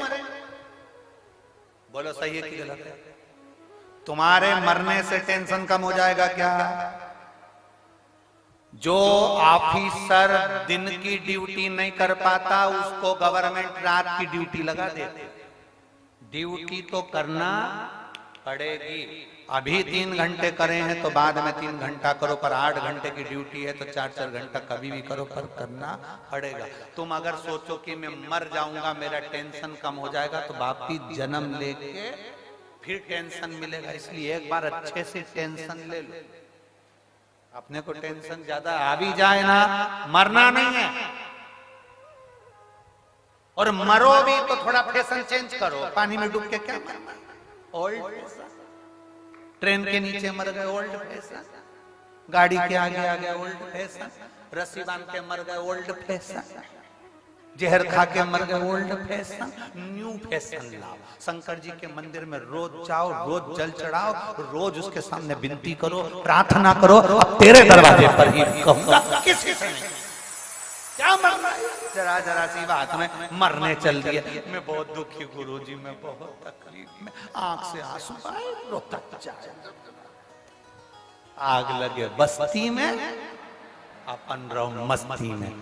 ज्यादा जितना ज्यादा टेंशन हो उतना जोरदार श्रृंगार करो, खजूर वाली चोटी बना के पीछे जोरदार सज के खूब। क्या किसको रोइए, चादर तान के सोइए। जो जितना जो ज्यादा ताना मारे, मोहल्ले के लोग ज्यादा ताना मारे, ये चल दी शंकर की भगत, ये चल दी बाबा की कुटिया, ये चल दी तारा बाबा की, ये चल दी जल चढ़ाने, ये चल दी भक्तन, ये चल गई भगवान की भक्तन, ये हो गई सीवर वाला गुरुजी की चेली।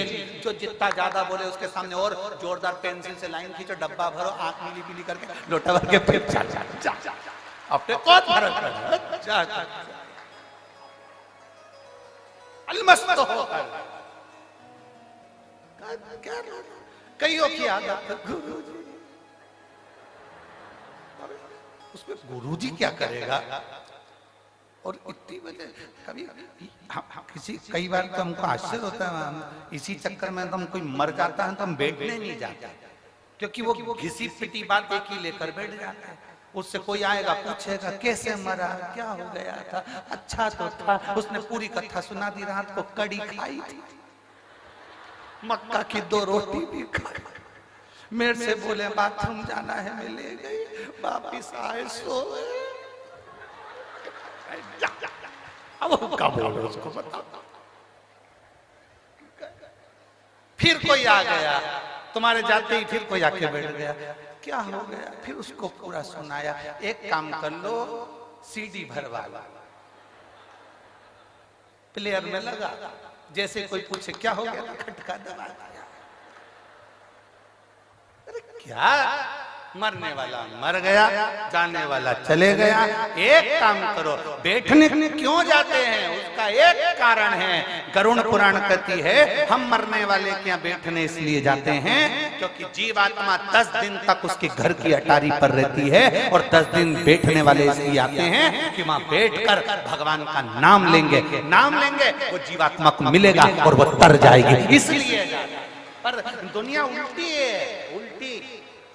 क्या हो गया था, मरने वालों का क्या। एक बार हम भी किसी गांव में चले गए थे, वो कोई मर गया तो हम चले गए, उनको बताया भी नहीं हमने कि हम आए।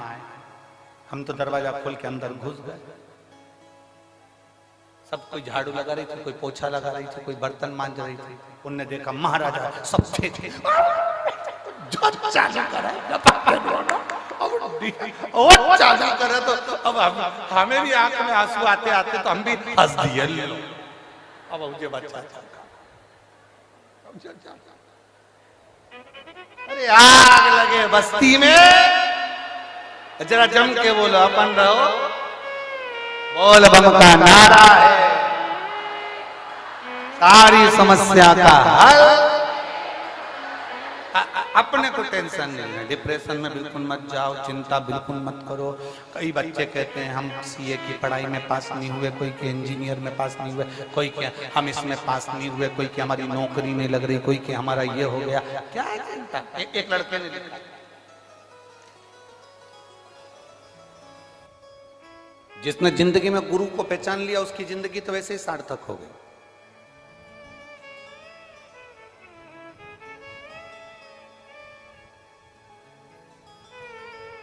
जो गुरु को नहीं जाना, कितना एक गांव के व्यक्ति ने सोचा मेरे को गुरु मंत्र लेना है, वो निकल गया। जंगल में गुरु जी रहते थे तो उसने सोचा मैं जंगल में जाके गुरु मंत्र लूंगा। रात भर चला, सुबह सुबह जंगल में पहुंच गया। सुबह सुबह जब वो जंगल में पहुंचा तो वहां उसको गुरु जी की कुटिया नहीं मिली। अब गुरु जी की कुटिया नहीं मिली तो वहां पर सुबह सुबह कोई बैठा हुआ था सोच कर्म करने के लिए, डब्बा लेके लोटा लेके बैठा था। इसने उससे पूछा क्यों रे, वो गुरुजी की कुटिया कहां पर है? उसने नहीं बताया। क्योंकि वो सुबह सुबह बैठा हुआ है सोच कर्म करने के लिए, लोटा लेके बैठा है। क्यों रे, गुरुजी की कुटिया कहाँ है? उसने नहीं बताया, इसको गुस्सा है, इसने जूता फेंक के मार दिया। बता, मुंह से आवाज नहीं निकल रही। जो जूता फेंक कर मारा और चले गया आगे। जो आगे गया तो उसको कुटिया मिल गई। जो कुटिया मिली गुरुजी की, इतने में वहां जाकर पूछा क्यों गुरुजी हैं क्या? तो उन्होंने कहा अभी आते होंगे। अब इसको क्या मालूम था कि ये वही गुरुजी हैं जो लोटा लेके बैठे थे। इसको क्या मालूम, गुरुजी आते होंगे। जैसे ही कहा आते होंगे, और जैसे ही उन्होंने बस वो गुरुजी आए और आते से उन्हें डब्बा रखा, इसने अपना मुंह छुपाया। ये तो वही है जिसको मैंने जूता फेंक के मारा था। और उसने अपना चेहरा छुपाया। गुरुजी ने कहा अपना मुंह तो दिखाओ, क्यों आए हो? कि गुरु मंत्र लेने के लिए आए हो। अच्छा हाँ, लो मुंह दिखाओ तुम्हारा। मुंह नहीं दिखाऊंगा, तुम तो ऐसे ही मंत्र दे दो। नहीं नहीं, मुंह तो दिखाना पड़ेगा। नहीं, हम नहीं दिखाएंगे, हमको तो मंत्र दे दो। गुरुजी ने अपने चेलों से कहा जरा इसका कपड़ा हटाओ। जो कपड़ा हटाया तो इसने उसी को देखा, ये तो वही है जिनको मैंने जूता फेंक कर मारा था। इतने में चरणों में पड़ गया, गुरुदेव गुरुदेव मैं क्षमा चाहता हूं, मैंने आपको जूता फेंक कर मार दिया। गुरुजी बोले कोई घबराने की बात नहीं है। हमारी मां कहती थी मटका खरीदने जाओ तो उसको बजा के देखो। तुम गुरु करने आए हो तो गुरु को बजा के देख लिया, उसमें क्या टेंशन, उसमें कोई विषय वाला ये सोचनी नहीं है। महाराज पानी पियो छान और गुरु करो, विचार करो बहुत सोचो विचारो, सहज नहीं गुरु की कृपा सहज नहीं। जब गुरु ये काम कर लो,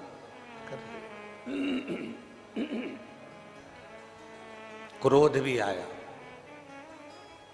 चिल्ला भी दिए, अपशब्द कह भी दिए,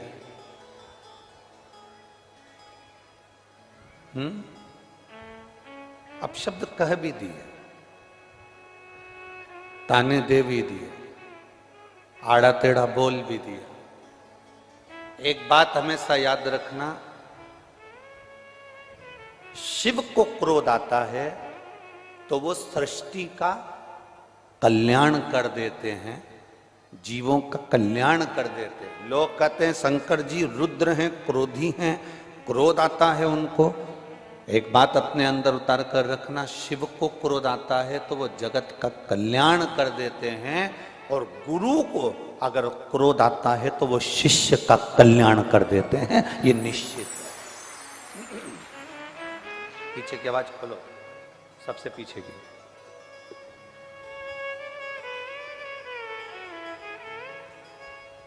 शिव को क्रोध आया, शंकर भगवान को अगर क्रोध आया तो उन्होंने जगत का कल्याण किया, जगत का। गुरु को क्रोध आया तो उन्होंने शिष्य का कल्याण। शिव वो गुरु हैं, शंकर वो गुरु हैं जिन्होंने पूरे विश्व के कल्याण करने का एक लक्ष्य रखा। एक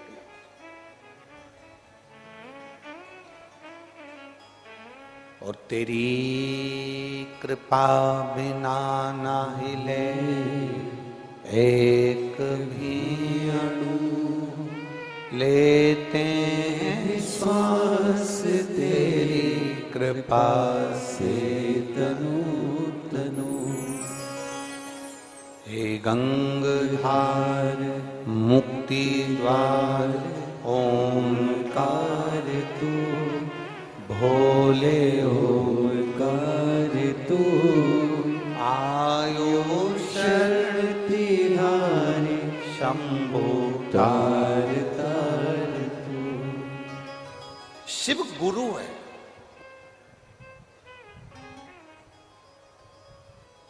जिन तारा बाबा जी की कुटिया में हम बैठकर कथा सुन रहे हैं, इनका जन्म भी शिवरात्रि का है, और इनकी जो ज्योति उस शिव में समाहित हुई, इनकी जो आत्मा परमात्मा में वापिस जाकर मिली, वो तिथि भी शिवरात्रि है।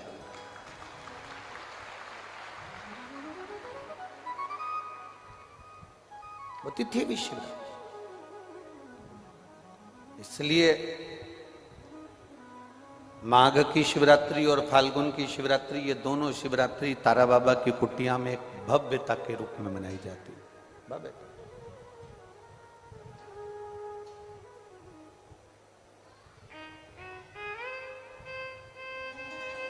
गोविंद जी, दुनिया के लोग कहते हैं कि शिवरात्रि के दिन भगवान शंकर की पार्वती जी के साथ शादी हुई। ये दुनिया के लोग कहते हैं।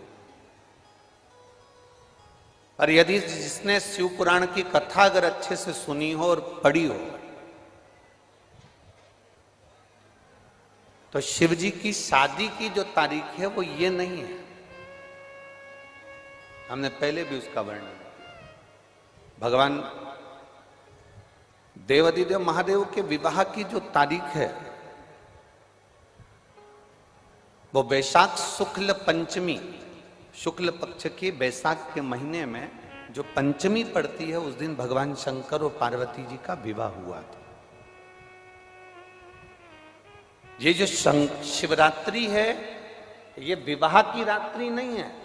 ये शिवरात्रि ब्रह्मा और भगवान विष्णु ने भगवान शंकर को पहचानने के लिए पृथ्वी पर भगवान शंकर के प्रथम शिवलिंग को प्रकट करा था। तो ये शंकर जी के जन्म की शिवरात्रि है, प्रागट्य की शिवरात्रि।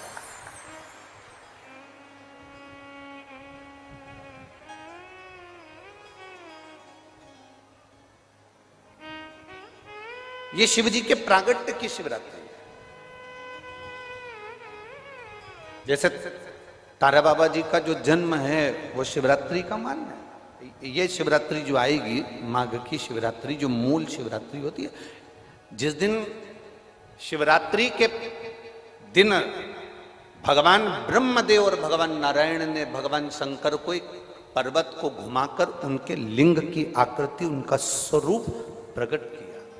उनका स्वरूप प्रकट किया, उनका जन्म। आपसे कोई पूछे कि शंकर जी का जन्म कब हुआ, तो आप बिल्कुल बेझिझक कह सकते हो शिवरात्रि के दिन, हैप्पी बर्थडे टू यू। उसमें तुम्हें सोचना नहीं है। भ्रम फैलाने वाले बहुत भ्रम फैलाते हैं। आपसे कोई पूछे तारा बाबा जी का जन्म कब हुआ, तो आप कह सकते हो शिवरात्रि के दिन हुआ। और आज इस व्यासपीठ से एक बात और कहना चाहेंगे, जिसको अपने जन्म की तारीख ना मालूम हो, जिसको अपने जन्म दिन ना मालूम हो, वो आप नियम बना लो कि आपका जन्मदिन भी शिवरात्रि के दिन ही हुआ है, पक्का। जब परब्रह्म परमेश्वर स्वयं देवाधिदेव महादेव शिवरात्रि के दिन प्रकट हो जाता है, उसका शिवलिंग, उसकी आकृति प्रकट हो जाती है। और ब्रह्मा जी ऊपर जाकर मालूम करते हैं, आकाश में बढ़ते जाते हैं, जाते जाते हैं, तो भी उनको शंकर भगवान के शिवलिंग का छोर नहीं मिलता। भगवान नारायण नीचे की ओर बढ़ते चले जाते हैं, पाताल की ओर, और उनके चरण नहीं मिलते, तब हार जाते हैं कि शंकर को पहचानना कठिन है।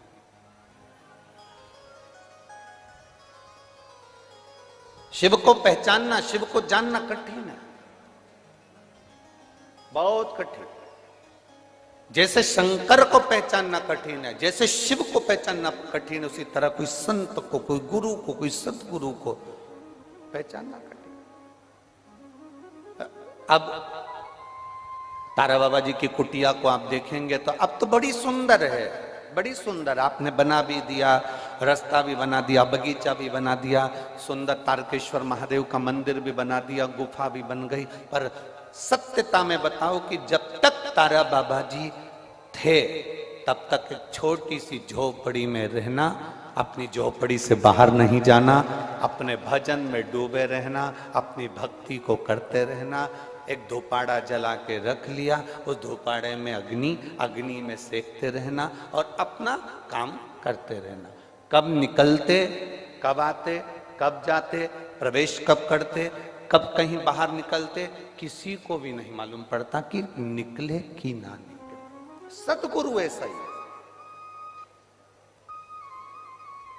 संत, असली संत की पहचान ये होती है, असली सतगुरु जो होता है, असली सतगुरु